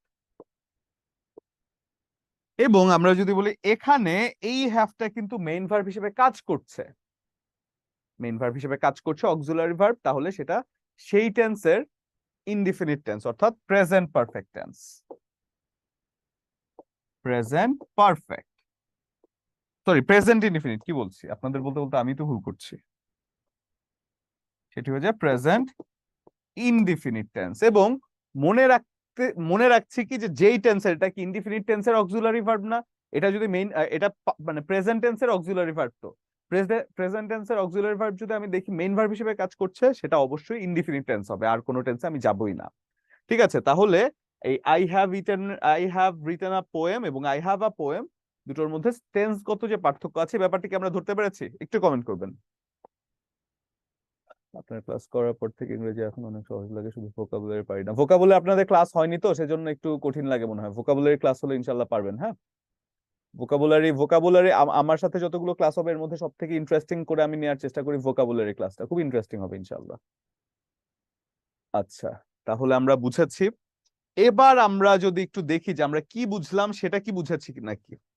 আমরা যা বুঝেছি সেটা যদি বুঝে থাকি তাহলে তো আমরা নিশ্চয়ই কোয়েশ্চেনের অ্যান্সার পারবো।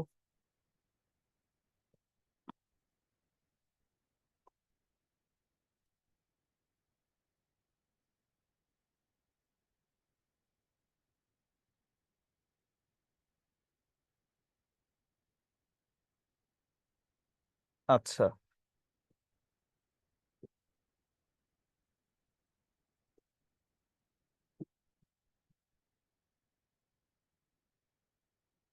এমন হচ্ছে কেন বোর্ডটা?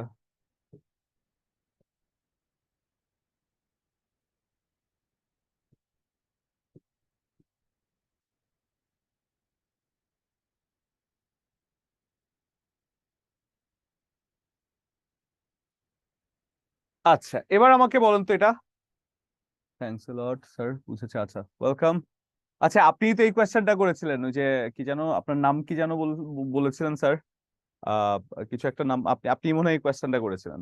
I had written the book before he dash, hand raise করে। অদিতি সরকার প্রথমেই আছেন। জি অদিতি। স্যার এটা হবে হি রিটায়ার্ড, প্রথমটা। হি রিটায়ার্ড, কারণ একটা অংশ পাস্ট পারফেক্ট, অপর অংশ কি হয়ে যাবে past past indefinite. Indefinite. Past indefinite, তাই হি রিটায়ার্ড হয়ে গিয়েছে।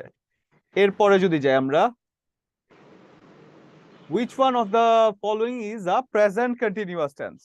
এরপরে এটা বলবেন। থ্যাংক ইউ অদিতি, আপনি পেরেছেন। তারপরে যদি আমি বলি সাইমা আমিন, সাইমা শুনতে পাচ্ছেন আমাকে? জি স্যার, ভালো আছেন? আলহামদুলিল্লাহ।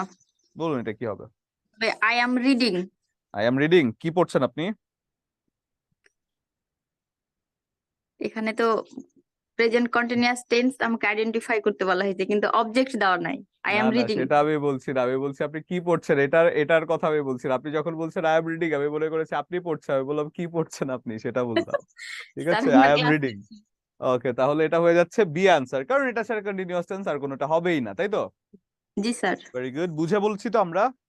জি স্যার আমি বুঝতে পেরেছি। Very good. তারপরে যদি কোয়েশ্চেনটা আমরা বলি, এটা আমাকে বলবেন the tense of the verb in the sentence she has broken the পট।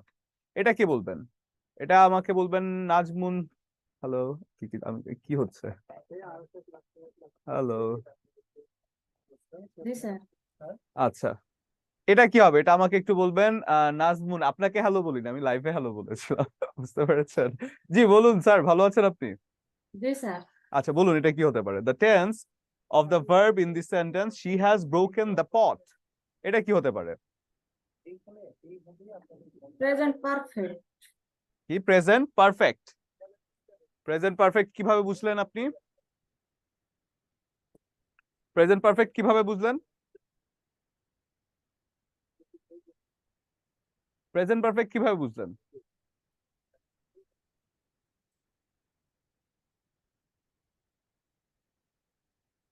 আপনি কি আছেন স্যার? জি স্যার। সাবজেক্ট সাবজেক্ট না, আপনি হ্যাজ সাবজেক্ট প্লাস দেখেছেন, মেইন ভার্বে পাস্ট হ্যাজ এটা পার্টিসিপল ফর্ম দেখেছেন, তাই আর তো? এটা জি স্যার। তাহলেই তো হয়ে যাচ্ছে হ্যাভ সাবজেক্ট প্লাস মেইন ভার্বে পাস্ট পার্টিসিপল ফর্ম, Past ঝামেলা participle। শেষ। সেজন্য এটা হয়ে যাচ্ছে প্রেজেন্ট পারফেক্ট টেন্স। আপনি এত সময় নিলে হবে? বুঝেছেন তো নাজমুন রহমান? জি স্যার বুঝছি। শিওর? জি স্যার। ওকে, তাহলে তারপরে যদি যাই আমরা, I have done my duty, কোন টেন্স হবে? এরপরে কি আছেন? সাইমা আমিন? স্যার এটা হবে প্রেজেন্ট পারফেক্ট।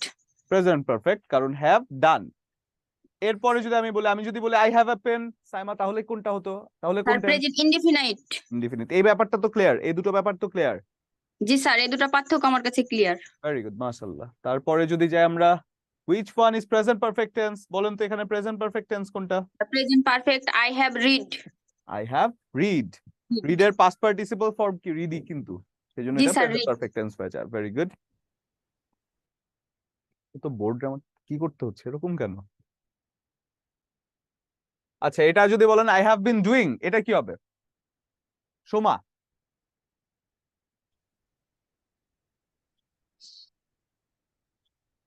স্যার এটা যে প্রেজেন্ট পারফেক্ট কন্টিনিউয়াস টেন্স। এটা present perfect continuous tense. Present perfect continuous tense কিভাবে বুঝলেন? হ্যাভ বিন প্লাস ভার্বের সাথে আইএনজি যুক্ত আছে, তাই তো? ভার্বের সাথে আইএনজি। ভেরি গুড, তার মানে এটা আপনি বুঝে গিয়েছেন। এরপরে যদি যাই আমরা, he has been studying in the same class for 2 years, এটা বলবেন কে? Nazneen Akter? Sir present perfect continuous tense. Present perfect continuous, পূর্বে শুরু হয়েছে এখনো চলছে, সেজন্য present perfect continuous. Very good. তারপর যদি বলি she told me his name after he, আপনিই বলবেন। আপনি কি মিউট করে দিয়েছেন? আচ্ছা থাক, তারপরে চলুন। সাইমা আপনি বলুন তো একটু আমাকে, এটা কি হবে? He told me his name after he had lived. After he had left, exactly, কারণ এটা পাস্ট পারফেক্ট টেন্স হয়ে যাবে, তাই তো? জি স্যার আফটার এর পরে হ্যাড। Had, very good. এরপর যদি আমি বলি Arif dash before I came, আপনিই বলেন। Arif had lived before I came. Very good, মাশাআল্লাহ। বুঝেছেন বিফোরের তো পূর্বে ব্যাপারটা? হ্যাড। বুঝেছেন তো স্যার। ব্যাপারটা? ক্লিয়ার না একেবারে জি কনসেপ্ট? স্যার। ভেরি গুড, মাশাআল্লাহ। তারপরে এটা বলেন তো, আপনিই বলেন। The examination dash before I reach the hall. Before আছে তার মানে had started. Had started, very good. তারপরে যদি যাই আমরা, আই ড্যাশ হিয়ার সিন্স 1990, এটা কি হবে? স্যার এখানে সিন্স আছে একটা নির্দিষ্ট বছর উল্লেখ, তাহলে কি হবে? I have been living here since 1990। Very good, কারণ এটা আগে শুরু হয়েছে, যেটা বর্তমান কালে এখনো চলছে, সেজন্য জি স্যার। একেবারেই Have যদি been। আমি বলি, সেটা হয়ে যায় present perfect continuous tense, have been living. We dash livings, we dash English since our childhood, এটা আমাকে বলবেন নাজমুন রহমান। থ্যাংক ইউ সাইমা, আপনি অনেকগুলো পেরেছেন। এরপর যদি আমি বলি Nazmun Rahman, have Nazmun been Rahman, we we have been learning English since we our have been learning English since morning, since our childhood, তাই তো? we have been, ঠিক আগের মতোই, যে present perfect continuous tense. Since 1995 একটা নির্দিষ্ট সময়ের কথা বলা হচ্ছে ফাতেমা ড্যাশ ইন ঢাকা, কি হবে? Has lived. হ্যাজ লিভড, কারণ এখনো কিন্তু চলছে না, তাই তো, চলমান না, এই জন্য হ্যাজ লিভড হয়ে গিয়েছে। দ্য থিফ সেড দ্যাট, এটা আমি একজনকে ধরবো, দাঁড়ান আমি হঠাৎ করে একজনকে ধরি, এটা একটা ট্রিকি কোয়েশ্চেন। ঠিক আছে, থ্যাংক ইউ নাজমুন, আপনি পেরেছেন। The thief said that he was ashamed of what he, কি হবে এরপরে আনসারটা, এটা আমাকে বলবেন, এটা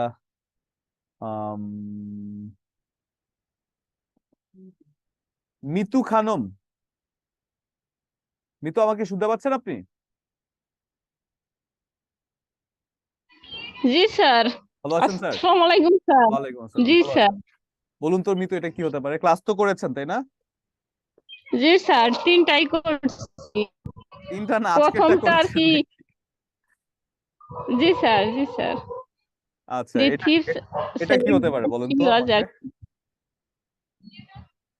ashamed what he had done. Had done, মাশাআল্লাহ। বিফোর তো নাই, তাও হ্যাড কেন বসিয়েছেন? ওই যে প্রেজেন্ট পারফেক্ট টেন্স হচ্ছে, ওই যে পাস্ট আছে না, was। ঠিক আছে, আপনার এক্সপ্লেইন আর করতে হবে না, আপনি অ্যানসার ঠিক দিয়েছেন, এক্সপ্লেইন করতে গিয়ে ভুল বলে ফেলছেন, দরকার নেই, এটা প্রেজেন্ট টেন্সের, এটা হচ্ছে পাস্ট পাস্ট ফর্মে আছে was। Exactly. G sir, past ফর্মে একটা অংশ আছে পাস্ট ফর্মে, পাস্ট ইনডিফিনিটে অপর অংশ কি এর হয়ে জন্য যায়? পরবর্তী অংশ was। পারফেক্টে হয়ে যায়, সেজন্য হ্যাড বসে যাবে, তাই তো? জি স্যার। ভেরি গুড, পেরেছেন মাশাআল্লাহ। তারপরে যদি যে আমরা কন্ডিশনাল সেন্টেন্স, এই জায়গায় আমরা আরেকটা পার্ট নিয়ে এখন কথা বলবো, যেটি কিনা কন্ডিশনাল সেন্টেন্স। টেন্সের ব্যাপারটা আশা করছি ক্লিয়ার তো সবাই? টেন্স ক্লিয়ার না আমাদের? জি। মাশাআল্লাহ, ভেরি গুড। তাহলে টেন্সের ব্যাপারটা যদি আমাদের ক্লিয়ার হয়, এখন আমরা যাব কন্ডিশনাল সেন্টেন্স, যেটা টেন্সের সাথেই রিলেটেড আরো একটা জায়গা। কন্ডিশন কি? কন্ডিশনের মানে কি? শর্ত। শুনেছেন তো যে কন্ডিশন, সে আমাকে কন্ডিশন দিচ্ছে, এটা আমার করে দিতে হবে, নাইলে নাকি সে আমাকে এটা করে দিবে, সে নাকি আমার এটা দিবে সেটা দিবে, মানে এই জাতীয় কথাগুলো কিন্তু আমরা সচরাচর কন্ডিশন ক্ষেত্রেই ব্যবহৃত করি বা ব্যবহার করি। তো কন্ডিশনাল সেন্টেন্সের ক্ষেত্রেও কন্ডিশনাল সেন্টেন্স হচ্ছে সেই রকমই সম্পর্কযুক্ত বা একটা সেন্টেন্স, যে সেন্টেন্সটা কি একটা কথাকে শর্ত জুড়ে দেয়। শর্ত জুড়ে দেয় কেমন? শর্ত কেমন হতে পারে? যদি তুমি আসো তাহলে আমি যাব। শর্তটা কি দিয়ে হলো? যদি কথাটা দিয়ে। যদি তুমি আসো তাহলে আমি যাব, যদি তুমি আসতে তাহলে আমি যেতাম, এটাও কিন্তু একটা শর্ত। যদি তুমি আসতে তাহলে আমি যেতাম, যদি তুমি আসো তাহলে আমি যাব, যদি তুমি আমাকে 1 টাকা দাও আমি তোমাকে এই জিনিসটা দিব, শর্ত। যদি তুমি আমাকে 1 টাকা দিতে তাহলে আমি এই জিনিসটা তোমাকে দিতাম, শর্ত। এখন এই হচ্ছে কন্ডিশনাল সেন্টেন্স, যেখানে কোন একটা ইফ কথাটির দ্বারা কোন একটা শর্ত বোঝাবে, একটা বাক্যের সাথে আরেকটা বাক্যের ডিপেন্ডেন্সি বোঝাবে, একটা কথার সাথে আরেকটা কথার শর্ত বুঝিয়ে সম্পর্ক তৈরি করবে, সেটা হয়ে যাচ্ছে কন্ডিশনাল সেন্টেন্স। এখন কন্ডিশনাল সেন্টেন্সের বেসিকটা কি? কন্ডিশনাল সেন্টেন্সের বেসিক হচ্ছে যে এই সেন্টেন্স গুলো শর্ত দিয়ে থাকে, এবং এই সেন্টেন্স 2 প্রকার হতে পারে। এই সেন্টেন্স 2 প্রকার কি কি হতে পারে? সেই 2 প্রকারের কথা যদি আমি বলি, কন্ডিশনাল সেন্টেন্স একটা হচ্ছে, আমরা যদি বলি কন্ডিশনাল সেন্টেন্স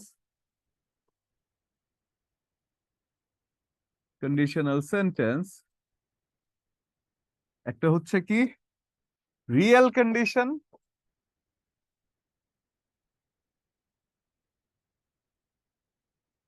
একটা হচ্ছে কি আনরিয়েল কন্ডিশন। আনরিয়েল কন্ডিশন, একটা হচ্ছে রিয়েল কন্ডিশন এবং একটা হচ্ছে আনরিয়েল কন্ডিশন। তো রিয়েল কোনটি কন্ডিশন এবং আনরিয়েল কোনটি কন্ডিশন আমরা কিন্তু ইতোমধ্যেই দেখেছি। যে রিয়েল কন্ডিশন কোনটি, আমি যখন আপনাদেরকে উদাহরণ বলছিলাম তখনই কিন্তু আমি ইতোমধ্যে আপনাদেরকে রিয়েল আনরিয়েল নিয়ে বুঝিয়ে ফেলেছি। কিভাবে বুঝিয়ে ফেলেছি খেয়াল করে দেখুন। তুমি যদি আসো আমি তাহলে যাব, এটা কি বাস্তবে সম্ভব না? কেউ যদি বর্তমানে আসে আমি তাহলে ভবিষ্যতে যেতে পারি। তুমি যদি আসো আমি তবে যাব, বর্তমানে কেউ আসলে আমি হয়তোবা ভবিষ্যতে যাব, এটা কিন্তু বাস্তবে সম্ভব। কিন্তু আমি যদি বলি তুমি যদি আসতে তাহলে আমি যেতাম, এটা কি বর্তমানে সম্ভব? সম্ভব না। অতীতে বর্তমানে যাওয়াও সম্ভব না, অতীতে ফিরে যাওয়াটা যেমন অসম্ভব, আমার ওই জায়গাটায় ওই কাজটা করাটাও তেমন অসম্ভব। সেই জন্য তুমি যদি আসতে আমি তাহলে যেতাম, এই কথাটা একটা আনরিয়েল কথা। তার মানে কন্ডিশনাল সেন্টেন্সের কন্ডিশন গুলো এরকম দুই প্রকার হতে পারে, একটা হচ্ছে রিয়েল কন্ডিশন যেটা কিনা বাস্তবে পালন করা সম্ভব এমন কন্ডিশন, একটা হচ্ছে আনরিয়েল কন্ডিশন যেটা কিনা বাস্তবে পালন করা বা মানে কোনোভাবেই বাস্তবে এটা আসলে সামঞ্জস্যপূর্ণ না বাস্তবের সাথে, সেই কন্ডিশন গুলো কি হয়, আনরিয়েল কন্ডিশন হয়। তাহলে রিয়েল কন্ডিশন গেল একটা, আনরিয়েল কন্ডিশন গেল একটা। দেখেন তো conditional sentence, real condition, Unreal condition, ব্যাপারটা কি ক্লিয়ার হয়েছে বলেন তো একটু আমাকে কমেন্ট করে, যে কন্ডিশনাল সেন্টেন্স কি, রিয়েল কন্ডিশনাল কি, আনরিয়েল কন্ডিশন কি। যে যেটা বাস্তবে পালন করা সম্ভব সেটা রিয়েল, সেটা অবাস্তবে পালন মানে বাস্তবে পালন করা সম্ভব নয়, অতীতে যাওয়া সম্ভব নয়, সেটা অবাস্তব। আচ্ছা সাইমা আমিন ক্লিয়ার, আর সবাই?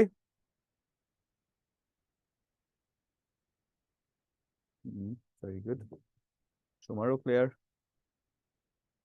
আচ্ছা এবার দেখেন আমরা যদি বইয়ের ভাষায় যাই, কন্ডিশনাল সেন্টেন্স হচ্ছে শর্তযুক্ত বাক্য যেখানে ইফ কথাটা বলা হচ্ছে, যেখানে মূলত ইফ থাকে, এবং ইংরেজিতে কন্ডিশনাল বাক্যকে বলা হয় শর্তযুক্ত বাক্য, যেখানে আপনি দেখেন এখানে বলা হচ্ছে if you came I shall go, conditional sentence. If I win the lottery I shall build a house with the money. বলেন তো এগুলা কি বাস্তবে সম্ভব, একটু বলেন তো এটা কি বাস্তবে সম্ভব, একটু কমেন্ট করবেন। If you come I shall go, if I win the lottery I shall build a house with the money. বাস্তবে এটা কি পালন করা সম্ভব?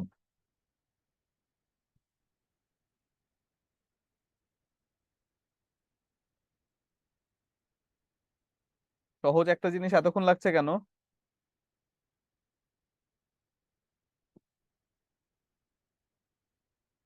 হ্যাঁ সম্ভব বাস্তবে পালন করা, কারণ তুমি বর্তমানে আসতে পারো সেটা সম্ভব, আমি ভবিষ্যতে যেতে পারবো সেটাও সম্ভব। আমি বর্তমানে একটা লটারি পেলে আমি ভবিষ্যতে একটা বাড়ি বানাবো সেটাও সম্ভব। অর্থাৎ বর্তমানে যদি একটা অংশ থাকে অপর অংশ যদি ভবিষ্যতে হয় সেটা সম্ভব। এবং এই জাতীয় কন্ডিশনাল সেন্টেন্স দুই প্রকার, একটা আমরা দেখেছি কি, একটা রিয়েল কন্ডিশন, একটা হচ্ছে আনরিয়েল কন্ডিশন। তাহলে রিয়েল কন্ডিশনে যদি আমরা যাই, রিয়েল কন্ডিশন, এখানে কন্ডিশনাল সেন্টেন্সের যে ভাগগুলো আছে সে ভাগগুলো দেখানো হয়েছে। রিয়েল কন্ডিশন দুই প্রকার, আনরিয়েল কন্ডিশন আরো আছে দুই প্রকার। তো এই রিয়েল কন্ডিশনালের first condition, second condition, unreal কন্ডিশনালের ফার্স্ট কন্ডিশন, সেকেন্ড কন্ডিশন, এগুলো নিয়ে মাঝে মধ্যে স্টুডেন্টদের কনফিউশন হয়ে যায়। আমরা এত কনফিউশনে যাবই না, আমরা শুধু ভেতরের ব্যাপারটা পড়ে যাব, কারণ কখনো পরীক্ষায় কিন্তু এমন ভাবে আসবে না যে কোনটি রিয়েল কন্ডিশনালের ফার্স্ট কন্ডিশন, কোনটি রিয়েল কন্ডিশনালের সেকেন্ড কন্ডিশন, এভাবে জীবনেও পরীক্ষা আসবে না। পরীক্ষায় কিভাবে আসতে পারে সেটা হচ্ছে যে কোনো একটা সেন্টেন্স দিয়ে সেই কন্ডিশনের ব্যবহার আপনার জানতে হবে। তার মানে কোনটি ফার্স্ট কন্ডিশন, কোনটি সেকেন্ড কন্ডিশন, কোনটি জিরো কন্ডিশন, এই জিনিস আপনার মুখস্থ করার কোনো প্রয়োজন নেই, আপনি শুধু কাজটা জানলেই হবে। আপনি শুধু তার কাজটা জানলেই হবে, আপনি যদি এটার কিভাবে করতে হয় কাজটা সেটা জানেন, এই জাতীয় সেন্টেন্সের যে ভার্বের ব্যবহারগুলো আছে সেগুলো যদি আপনি জানেন তাহলেই হবে। তাহলে আমরা যদি বলি রিয়েল কন্ডিশন, যেটা আমরা অলরেডি দেখে এসেছি যে যে শর্ত বাস্তবে পালন করা সম্ভব হয় সেটা হচ্ছে রিয়েল কন্ডিশন। দেখেন if you come I shall go একটা real condition. If you hit water to 100 degree Celsius it boils, দেখেন তো এটা কি সম্ভব নাকি বাস্তবে? if you heat 100 degree Celsius, if you heat water to 100 degree Celsius it boils, এটা কি বাস্তবে সম্ভব? ভেরি গুড, সম্ভব। কারণ এই কথাটা কিন্তু একটা পানিকে আপনি ফুটাবেন, পানিটা ফুটতে শুরু করবে, খেয়াল করবেন এই জায়গায় একটা অংশ ছিল প্রেজেন্ট টেন্সে আর একটা অংশ ছিল ফিউচার টেন্সে, এবং এই জায়গায় একটা অংশ ছিল প্রেজেন্ট টেন্সে, অপর অংশই হচ্ছে প্রেজেন্ট টেন্সে। কারণ কি? কারণ এটা হচ্ছে একটা চিরন্তন সত্য বা একটা স্বভাবগত সত্য যেটার আসলে পরিবর্তন হওয়া সম্ভব নয়।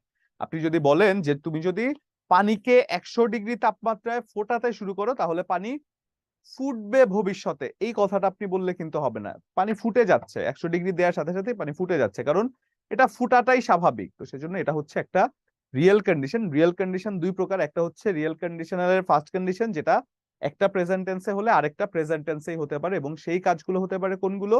সেই কাজগুলো হতে পারে অবশ্যই চিরন্তন সত্য বা স্বভাবগত যে সত্যগুলো আছে সেই সত্যের ক্ষেত্রে। তাহলে যদি আমরা রিয়েল কন্ডিশনাল এখন ফার্স্ট কন্ডিশন দেখি, রিয়েল কন্ডিশনের ফার্স্ট কন্ডিশন হচ্ছে if plus present indefinite plus future indefinite, যেখানে একটা অংশ প্রেজেন্ট টেন্সে থাকলে আরেকটা অংশ ফিউচার টেন্সে হয়ে যায়। For example if he wants to play violin I shall play piano for him. আপনি একটা কাজ বর্তমানে করছেন এবং আরেকটা কাজ ভবিষ্যতে করছেন, এটা কিন্তু সম্ভব। If he plays if if he wants to play violin I shall play piano for him. একটা কাজ বর্তমানে হলে আরেকটা কাজ ভবিষ্যতে করা সম্ভব। আবার আপনি যদি বলেন present indefinite, if plus present indefinite plus present indefinite, এটা কোন জায়গায় হয়? চিরন্তন সত্যর ক্ষেত্রে বা স্বভাবগত সত্যের ক্ষেত্রে। স্বভাবগত সত্যের ক্ষেত্রে। স্বভাবগত সত্যের ক্ষেত্রে যদি এমনটা দেখেন, দেখেন তো, water boils if you heat it to 100 degree Celsius. এই যে পানি ফুটতে শুরু করে 100 ডিগ্রি তাপমাত্রায় দিলে, এটা কিন্তু একটা স্বভাবগত সত্য। তাই এটা সেকেন্ড কন্ডিশন। আমার কাছে কোন কন্ডিশন সেটা মনে রাখা গুরুত্বপূর্ণ না, আমার কাছে এই ফরম্যাটটা মাথায় রাখা গুরুত্বপূর্ণ, এবং এটা অবশ্যই লিখে নিবেন। কন্ডিশনাল সেন্টেন্সের অনেক বড় জায়গা আছে, কিন্তু আমি যতটুকু দেখাবো ততটুকু যদি আপনি পড়তে পারেন তাহলে কন্ডিশনাল সেন্টেন্স থেকে আপনাকে আটকাতে পারবে না। যেভাবেই প্রশ্ন করুক আপনি ইনশাল্লাহ কন্ডিশনাল সেন্টেন্স পেরে যাবেন। আমি আপনাকে সেইভাবেই আপনাকে গুছিয়ে দেখাবো, যাতে করে আপনি এখান থেকে আননেসেসারি না পড়ে আপনি যতটুকু পড়লে সব পারবেন ততটুকু আমি দেখাচ্ছি, ঠিক আছে? তাহলে এই জায়গাটা একটু লিখে দিবেন। ফার্স্ট কন্ডিশন হচ্ছে ইফ প্লাস প্রেজেন্ট ইনডিফিনিটে থাকলে অপর অংশ ফিউচার ইনডিফিনিটে হয়ে যায়। সেকেন্ড কন্ডিশন হচ্ছে ইফ প্লাস প্রেজেন্ট ইনডিফিনিট থাকলে অপর অংশ প্রেজেন্ট ইনডিফিনিট হয়ে যায়। লেখা হলে একটু ডান লিখবেন।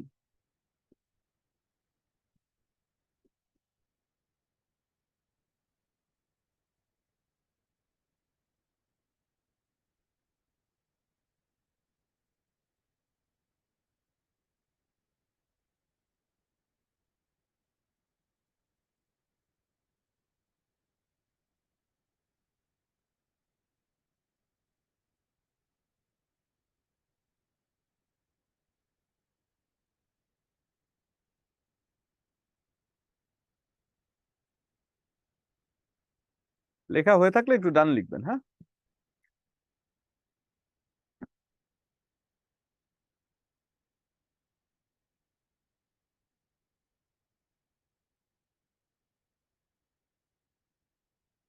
ওকে, একজনের হয়েছে, আর সবাই?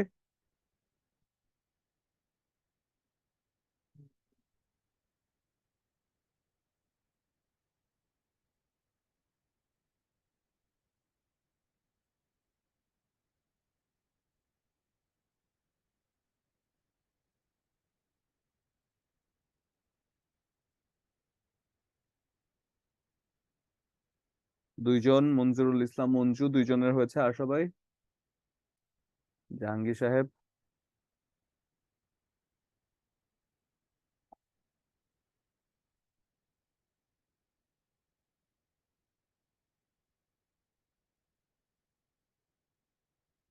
আচ্ছা,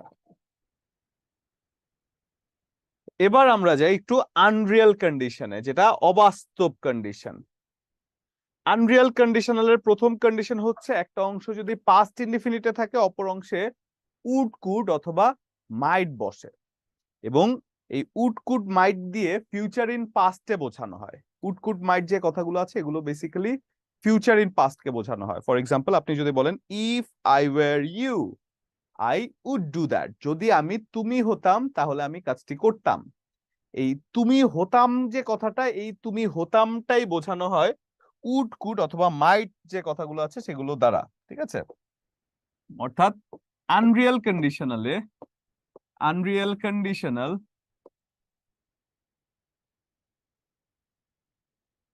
কন্ডিশনাল সেন্টেন্সে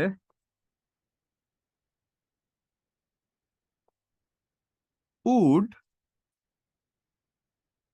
কুড অথবা মাইট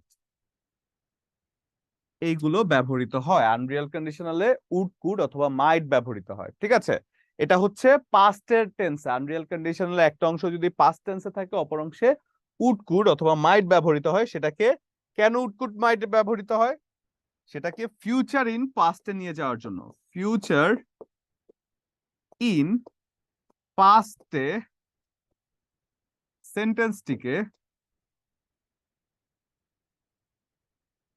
সেন্টেন্সটিকে নিয়ে যাওয়ার জন্য, নিয়ে যাবার জন্য, ফিউচার ইন পাস্টে সেন্টেন্সটিকে নিয়ে যাওয়ার জন্য সেটা কি উড কুড মাইট এই জাতীয় কথাগুলো বসতে পারে, ঠিক আছে? এবার যদি যাই আমরা if you came I would go, যদি তুমি আসতে তাহলে আমি যেতাম, এটা হয়ে যাচ্ছে আনরিয়াল কন্ডিশনালের ফার্স্ট কন্ডিশন। তাহলে আমরা যদি স্ট্রাকচারটা বলি, এই স্ট্রাকচারটা একটু লিখে নিবেন এবং একটা জিনিস খেয়াল করবেন, ইফ যুক্ত অংশে যদি বি ভার্ব থাকে তাহলে তা সবসময় ওয়্যার হবে, কখনো ওয়াজ হবে না। ইফ কথাটি দ্বারা কিন্তু একটা আকাঙ্ক্ষা বোঝানো হয়, একটা প্রত্যাশা বোঝানো হয় যে যদি আমি এটা হতাম বা যদি এটা হয়ে যেত। এই ইফ কথাটি দ্বারা যেহেতু একটা আকাঙ্ক্ষা বা প্রত্যাশা বোঝানো হয়, সেহেতু এই ইফ যুক্ত অংশে আমরা কি জানি, আকাঙ্ক্ষা বা প্রত্যাশা বোঝানোর ক্ষেত্রে আই এর সাথে সবসময় ওয়্যার বসে, কখনো ওয়াজ বসে না। এটা কিন্তু আমরা জানি যে যখন কোন একটা আকাঙ্ক্ষা বোঝায়, কোন একটা উইশ বোঝায়, কোন একটা কামনা বাসনা এই জাতীয় কোন একটা কথা বোঝায়, তখন কিন্তু আই এর সাথে বি ভার্ব হিসেবে সবসময় ওয়্যার বসে এবং সেই জন্য এখানে ওয়্যারটা বসেছে। তাহলে আমরা কতটুকু লিখবো, এই যে কথাটা আছে যে ইফ ফার্স্ট কন্ডিশন আনরিয়ালের ইফ যুক্ত অংশে একটা অংশ পাস্ট ইনডিফিনিট থাকলে তারপরে subject plus would could might তারপরে ভার্বের base form. If you came I would go, if যুক্ত অংশে বি ভার্ব থাকলে তা সবসময় কি বলে ওয়্যার হবে, কখনো ওয়াজ হবে না। তাহলে এই ব্যাপারটা একটু লিখে নিই আমরা, লেখা হলে ডান লিখবেন। এই ব্যাপারটা আমরা একটু লিখে নিই।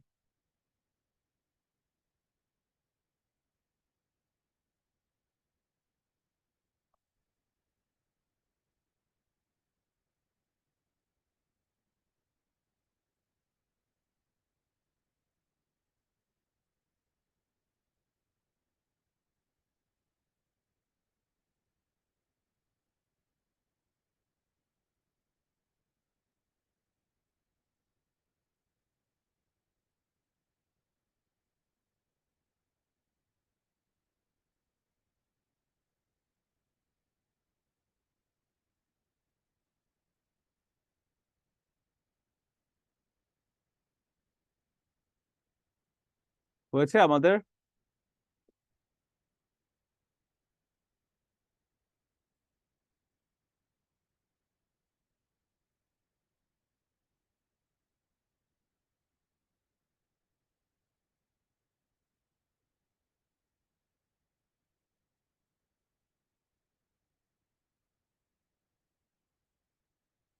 ওকে, ডান। এরপর যদি দেখি আমি সেকেন্ড কন্ডিশন, আনরিয়ালের যে সেকেন্ড কন্ডিশন আছে সেটা যদি আমরা দেখি, সেটার স্ট্রাকচার হচ্ছে একটা অংশে পাস্ট পারফেক্ট থাকতে হবে। যদি একটা অংশে পাস্ট পারফেক্ট থাকে তাহলে অপর অংশে কুড হ্যাভ অথবা মাইট হ্যাভ বসে যায়। আনরিয়াল কন্ডিশনালের একটা অংশে যদি পাস্ট পারফেক্ট থাকে, অর্থাৎ কি হ্যাড প্লাস ভার্বের পাস্ট পার্টিসিপল ফর্ম, তাই তো? তাহলেই তো হয়ে যায়, হ্যাড প্লাস ভার্বের পাস্ট পার্টিসিপল ফর্ম যদি থাকে তাহলে সেটা কি হয়ে যায়, সেটা হয়ে যায় পাস্ট পারফেক্ট। এবং তারপরে সবসময় would have, could have, might have plus ভার্বের পাস্ট পার্টিসিপল ফর্ম, এটা কিন্তু বসে। সেটা হচ্ছে সেকেন্ড কন্ডিশনের ক্ষেত্রে। For example, if I had known you were coming I would have gone to the station. Technique হিসেবে আমি এতটুকু বলে দিতে পারি, আপনি হ্যাড তো নিশ্চয়ই থাকবে, পাস্ট পারফেক্ট হিসেবে যদি হ্যাড ব্যবহৃত হয়, হ্যাড প্লাস ভার্বের পাস্ট পার্টিসিপল ফর্ম দেখেন এবং সেটা যদি পাস্ট পারফেক্ট হিসেবে হয়, তাহলে এই হ্যাড এর সাথে শুধু হ্যাভ মিলাবেন অপশন থেকে। অপশন আপনার দেয়াই থাকবে, এই হ্যাড থাকলে পাস্ট পারফেক্ট যদি হয়, খেয়াল রাখবেন হ্যাড থেকে যদি দেখেন সেন্টেন্সটি পাস্ট পারফেক্টে আছে, তাহলে পরের অপশন গুলো থেকে শুধু হ্যাড এর সাথে হ্যাভ মিলাবেন, কারণ হ্যাড হচ্ছে পাস্ট পারফেক্ট, হ্যাভ হচ্ছে প্রেজেন্ট পারফেক্ট।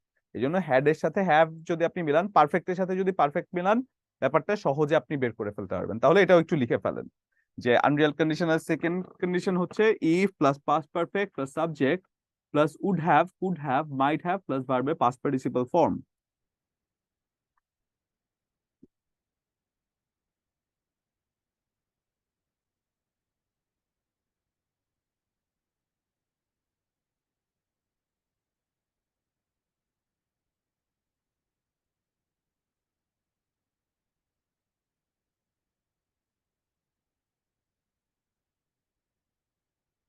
হয়ে থাকলে একটু ডান লিখবেন, হ্যাঁ।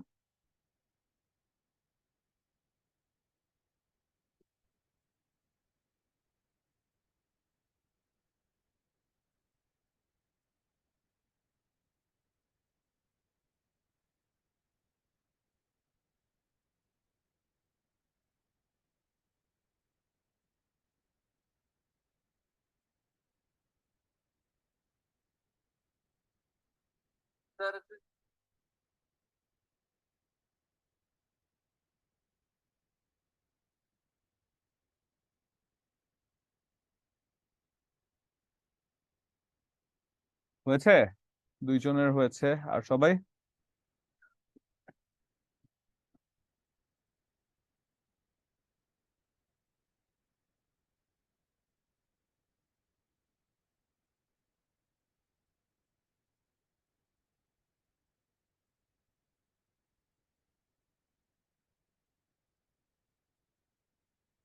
ওকে, এবার আসেন আমরা একটু কন্ডিশনাল সেন্টেন্সের যে সেকেন্ড কন্ডিশন আছে সেটা যদি শেষ করি, তাহলে এইবার একটা জিনিস আমাকে এই সেন্টেন্সটার মধ্যে কোন কন্ডিশনালের কোনটা বসবে একটু আমাকে সলভ করে দেন তো।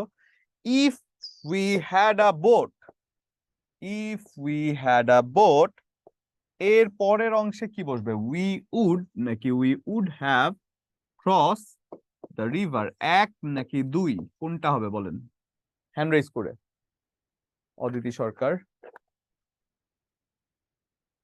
ইয়ে করুন।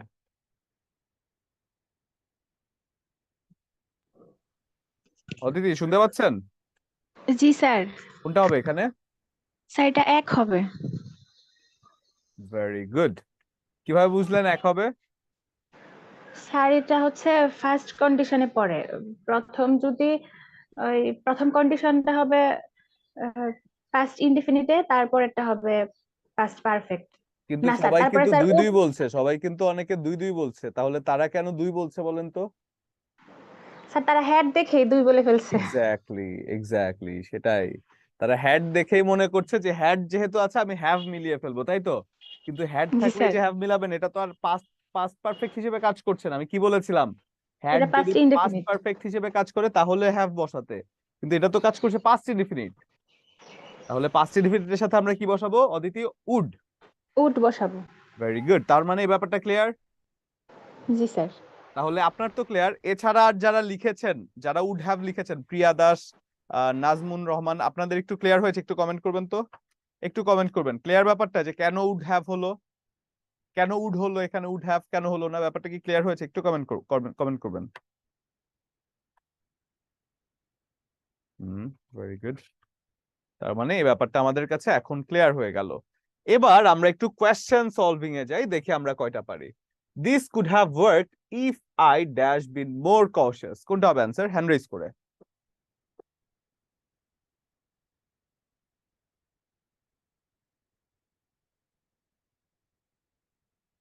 অদিতি, অদিতি বলুন, আপনি তো ফার্স্ট সবসময়, মাশাআল্লাহ। বলুন স্যার এটা কি এটা হবে? হবে হ্যাড বিন। হ্যাড বিন, কারণ এখানে হ্যাভ আছে, কুড হ্যাভ, কুড হ্যাভ এর পরে হ্যাড হ্যাড বিন যেহেতু হচ্ছে, সেক্ষেত্রে আমরা বুঝতে পারছি যে এটা একটার সাথে পাস্ট পারফেক্ট হিসেবে, মানে পাস্ট পারফেক্টের সাথে পারফেক্ট আমি মিলিয়ে দিচ্ছি, হ্যাড এর সাথে হ্যাভ জি মিলিয়ে স্যার। দিচ্ছি, এখানে এটা পাস্ট পারফেক্ট হিসেবে কিন্তু ব্যবহৃত হয়েছিল, তাই এটা হয়েছে হ্যাড, হ্যাড বিন।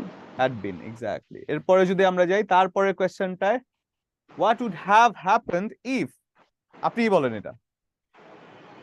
স্যার এটা হবে the bridge had broken. The bridge had broken, exactly. Had been কেন হলো না? জি স্যার। Had ও been স্যার, কেন হ্যাড হলো বিন না? Had been কেন হলো না? কারণ had এর পরে মেইন ভার্বের past participle form past already আছে, পার্টিসিপল। হ্যাঁ হ্যাঁ। আর আমার তো দরকার নাই বি কে বিনে নিয়ে যাওয়ার, সেজন্য এটার জি অ্যান্সার স্যার। হয়ে যায় সি।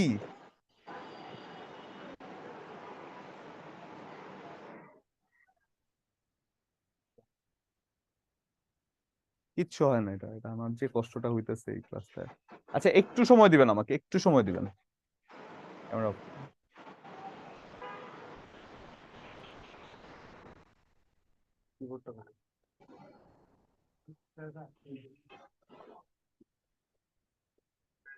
আচ্ছা আমি কি শেষ করবো, এরপরে দিবেন নাকি? কতক্ষণ লাগতে পারে, কতক্ষণ লাগতে পারে?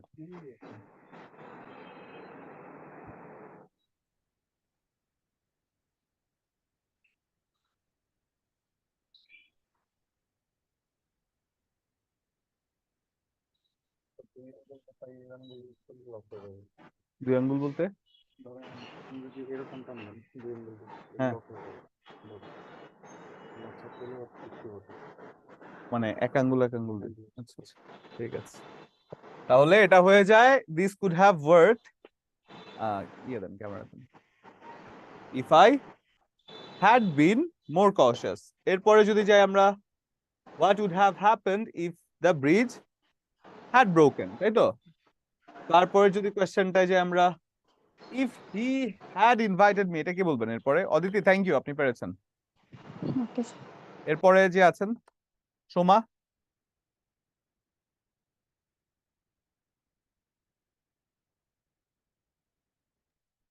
Sir I would have gone হবে। I would have gone, কারণ কি এখানে had Had আছে। invited past participle ফর্মে আছে, সেজন্য would have হয়েছে, তাই তো? ক্লিয়ার তো আমরা? জি ভেরি স্যার। গুড। তারপরে যদি বলি if I knew the answer, কি হবে এটা? হ্যান্ড রেজ করে নাজমুন রহমান।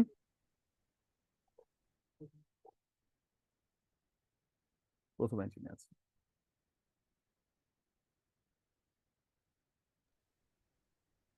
নাজমুন শুনতে পাচ্ছেন আমাকে? I would হবে স্যার। I would, কারণ এটা কোন টেন্সে আছে? এটা past tense। পাস্ট টেন্সে আছে, তাই would হয়ে গিয়েছে, তাই তো? জি স্যার। পাস্ট পারফেক্টে থাকলে কি হতো? would have, could have। would have এটা বলেন তো নাজমুন, আপনি আমাকে এটা বলেন। He would have gone if he dash এটা had been। had been। Very good, কারণ এটা একটা অংশ পাস্ট পারফেক্ট, অপর অংশ আমি হ্যাড নিয়ে আসলাম।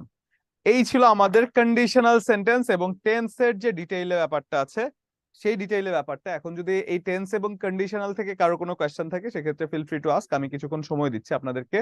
যদি কোনো এই টপিক দুটো থেকে কোয়েশ্চেন থাকে তাহলে একটু হ্যান্ড রেজ করবেন, ঠিক আছে? আর যদি কোয়েশ্চেন না থাকে তাহলে আমরা আজকের ক্লাসটা এখানেই শেষ করতে যাচ্ছি। জি, যিনি হ্যান্ড রেজ করেছেন আনমিউট করে দেন। সাইমা আমিন। না মানে যদি এরপরও কিছু থাকে ওনার বলার। সাইমা, এটা কি কোয়েশ্চেনের হ্যান্ড রেজ ছিল নাকি এর পরের হ্যান্ড রেজ ছিল? স্যার এটা কোশ্চেনের হ্যান্ড রাইজ না কোয়েশ্চেনের হ্যান্ড স্যার, রাইজ কোশ্চেন না স্যার। মানে ওই স্যার কোয়েশ্চেনের টপিক্সের হ্যান্ড রাইজ না স্যার। মানে এমনি আপনি বলবেন কোনো কোয়েশ্চেন আছে আমার কাছে সেটা? জি স্যার। হ্যাঁ, সেটাই আমি বলছি। জি বলুন। স্যার টপিক্সের বাইরে আমার যেটা কোশ্চেন, আমি হ্যাঁ। কোনো জব পরীক্ষা দিই নাই স্যার এখন পর্যন্ত। আচ্ছা, তো আমি একটা জব পরীক্ষা দিতে হলে বসলাম, তো আমার প্রথমে কি পুরো কোশ্চেনটা পড়ে নেওয়া উচিত, না শুরু থেকে পড়ে আমি যেটা পারবো সেটা ফুল করে মানে পূরণ করে দেওয়া উচিত? কোনটা পুরো করা উচিত পুরো হবে স্যার? কোয়েশ্চেনটা পড়ার সময় আপনি পাবেন না, আপনি শুরু থেকেই শুরু করবেন। শুরু থেকে পুরো প্রশ্ন পড়তে পড়তে পরে সময় চলে গেলে আপনার মানে ইয়ে হয়ে যাবে। এখন একটা লুক যদি আপনি দিতে চান সেটা দিতে পারেন, একবার অ্যাট এ গ্ল্যান্স আপনি ধরেন 30 সেকেন্ডে যা দেখতে পারেন দেখে গেলেন, কিন্তু পুরো প্রশ্নটা পড়তে পড়তে অনেক সময় চলে যাবে। এত সময় আসলে চাকরি পরীক্ষা পাওয়া যায় না। একবারে এক থেকে শুরু করবেন, ওই সিরিয়ালে দাগিয়ে যাবেন। আর একটা জিনিস মাথায় রাখবেন, কঠিন জিনিসটা শুধু আপনার জন্য কঠিন না, সবার জন্য কঠিন। যেটা পারছেন না সেটাকে বাদ দিয়ে যেতে কখনো ভয় পাবেন না, কারণ বাদ দিয়ে আপনি দেখা গেল যে দুটো প্রশ্ন পারেননি প্রথমে, 3 নাম্বারটা গিয়ে আপনার মনটা ছোট হয়ে যায় যে আমি 3 নাম্বারটাও পারছি না, দুটো প্রশ্ন পারলাম না, 3 নাম্বারও পাচ্ছি না। এরকম করতে করতে 4-5টা প্রশ্ন যদি আপনি না পারেন, তখন দেখবেন যে আপনার মনের মধ্যে একটা আনচান আনচান করবে যে না, এরপরেরটা আমাকে দাগাতেই হবে কারণ আমি পারছি না। এরকম করতে করতে দেখা গেল 4-5টা গেছে পর আপনি 2টা ভুল দাগিয়ে ফেলেছেন। একদিকে তো পারছেন না 5টা, তারপরে আবার ভুল দাগালেন 2টো। এই জায়গাটার মধ্যে সাইকোলজিক্যাল একটা বিশাল বড় দিক আছে। যে সাইকোলজিক্যাল দিকটা কি, যদি আপনি একটাও না পারেন, প্রথম 10টা প্রশ্নে আপনি একটাও পারছেন না, আপনি সেই 10টা প্রশ্ন নিয়ে টেনশনই করবেন না। 10টা প্রশ্ন গিয়েছে, এটা কঠিন, আপনি পারেন নাই, তার মানে অনেকেই পারবে না, তারপরের গুলো দেখুন। কিন্তু এই যে পারছেন না যেটা, সেটাকে নিয়ে টেনশন করবেন, পরে ভুল রিস্ক নিবেন, এই জিনিসটা করবেন না। আপনি পারেন না, আপনি পড়ালেখা করে গিয়েছেন, আপনি মাথায় রাখবেন এটা সবার জন্যই কঠিন। সেই জন্য আপনি যেটা পারেন না সেটা সবাই পারবে না ধরে নিবেন, ঠিক আছে? Okay sir. ভালো থাকবেন স্যার। আচ্ছা স্যার, ধন্যবাদ। ঠিক আছে। জি, আর কারো কোনো কোয়েশ্চেন?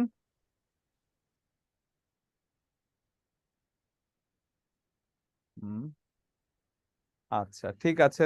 আচ্ছা, সোমার কোয়েশ্চেন ছিল। জি সোমা, শুনতে পাচ্ছেন আমাকে? জি স্যার। জি স্যার বলুন। আমার একটা কোয়েশ্চেন ছিল হচ্ছে ইসের সাম্প্রতিকের বাংলাদেশ বিষয়াবলী থেকে আমাদের নদী গবেষণা থেকে যে নতুন মানে সাম্প্রতিক যে চেঞ্জ গুলো আসছে, যে নদীর বর্তমান হচ্ছে সব থেকে দীর্ঘতম নদী পদ্মা নদী, কিন্তু বইয়ে তো সবকিছুই মানে আগের মতোই আছে যে মেঘনা নদী। এক্ষেত্রে যদি পরীক্ষায় আসে তাহলে তখন আমরা কি? মেঘনা দিবেন। সব থেকে অতি সাম্প্রতিক তথ্যগুলো মানে আসলে আম, মেঘনা, এটা আসলে কোয়েশ্চেনের উপরে ডিপেন্ড করছে যে তারা কতটা স্মার্ট। কারণ প্রচলিত অর্থগুলো মানে প্রচলিত অ্যান্সার গুলোই সচরাচর নেয় আর কি চাকরি পরীক্ষায়। এখন তারা যদি স্মার্ট থাকে, যারা প্রশ্ন করছে, তারা হয়তো বা পদ্মা নিবে, কিন্তু সচরাচর দেখা যায় যে যারা প্রশ্ন করে তারা চিরাচরিত অ্যান্সার চায় আর কি, যে যে যে অ্যান্সারটা প্রচলিত আছে। আর যেহেতু এটা নিয়ে একবার প্রশ্ন, এখন যদি প্রশ্ন আসে তাহলে পদ্মাই দিবেন, কারণ পদ্মাটা তো যেহেতু নতুন, মানে যদি ইদানিং এর মধ্যে দেয় প্রশ্নটা, ধরেন 1 সপ্তাহের মধ্যে দেয়, তাহলে এটা মেঘনা দিবেন। কিন্তু দেখা গেল 1-2 মাস পরে যদি প্রশ্ন হয় তাহলে যে না নিশ্চয়ই স্যার, পদ্মা দিবেন। আমরা হচ্ছে খুলনার ভিতরে আই মিন ইসের সেকেন্ড হচ্ছে প্রাইমারি পরীক্ষা আর সেকেন্ড টার্মে। এখন আচ্ছা, আমাদের ওই সময় যদি সেকেন্ড টার্মে পদ্মা যদি দিবেন, আসে পদ্মা দিবেন, পদ্মা দিবেন। পানি খাবার জি ঠিক স্যার, আছে, থ্যাংক ইউ। ওয়েলকাম। আচ্ছা, এরপরে যদি আমরা বলি মিতালি। রুটি আছে তো। মিতালি শুনতে পাচ্ছেন? আমি আপনার কথা শুনতে পাচ্ছি না, আপনার আনমিউট করতে হবে। হ্যাঁ, আরে স্যার, আদাব, ভালো আছেন মিতালি? জি স্যার। স্যার জি বলতে চাচ্ছি যে সামনে তো প্রাইমারি পরীক্ষা, জি। এই অল্প সময়ের মধ্যে মানে কিভাবে প্রিপারেশন নিলে স্যার একটু ভালো করা যায় আমি ইংরেজিতে? গতকালকে ইংরেজির ব্যাপারে আমি গতকালকে একটু বলেছিলাম যে অ্যানালাইসিস করে টপিক গুলো আমি ইনফ্যাক্ট কয়েকদিন আগে মনে হয় একটা লাইভে বলে দিয়েছিলাম, ফেসবুক লাইভে, যে কোন কোন টপিক থেকে আসে আপনাদের লেকচার। আপনারা কি সেকেন্ড ধাপের পরীক্ষার্থী? না স্যার, আমরা প্রথম ধাপের। প্রথম ধাপের। তাহলে আপনারা যেটা করবেন যে এখন আপাতত যে কাজগুলো করবেন, বেশি বেশি প্রশ্ন সলভ করার চেষ্টা করবেন। যাই পড়ছেন প্রশ্ন সলভ করবেন প্রচুর। ঠিক আছে, একটু প্রশ্ন সলভ করে যান, ইনশাআল্লাহ ভালো করবেন। ঠিক আছে, জি স্যার, ঠিক আছে, ভালো থাকবেন। Thank you sir. ওয়েলকাম। আচ্ছা, এরপরে জাহাঙ্গীর সাহেব।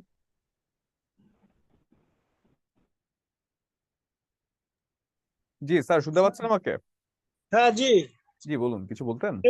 আইডিয়াম আছে না স্যার, ওই ক্লাসটা দিলে ভালো হতো, ওগুলো আমি পড়ি নাই তো, ওগুলোতে তো পড়া অসম্ভব।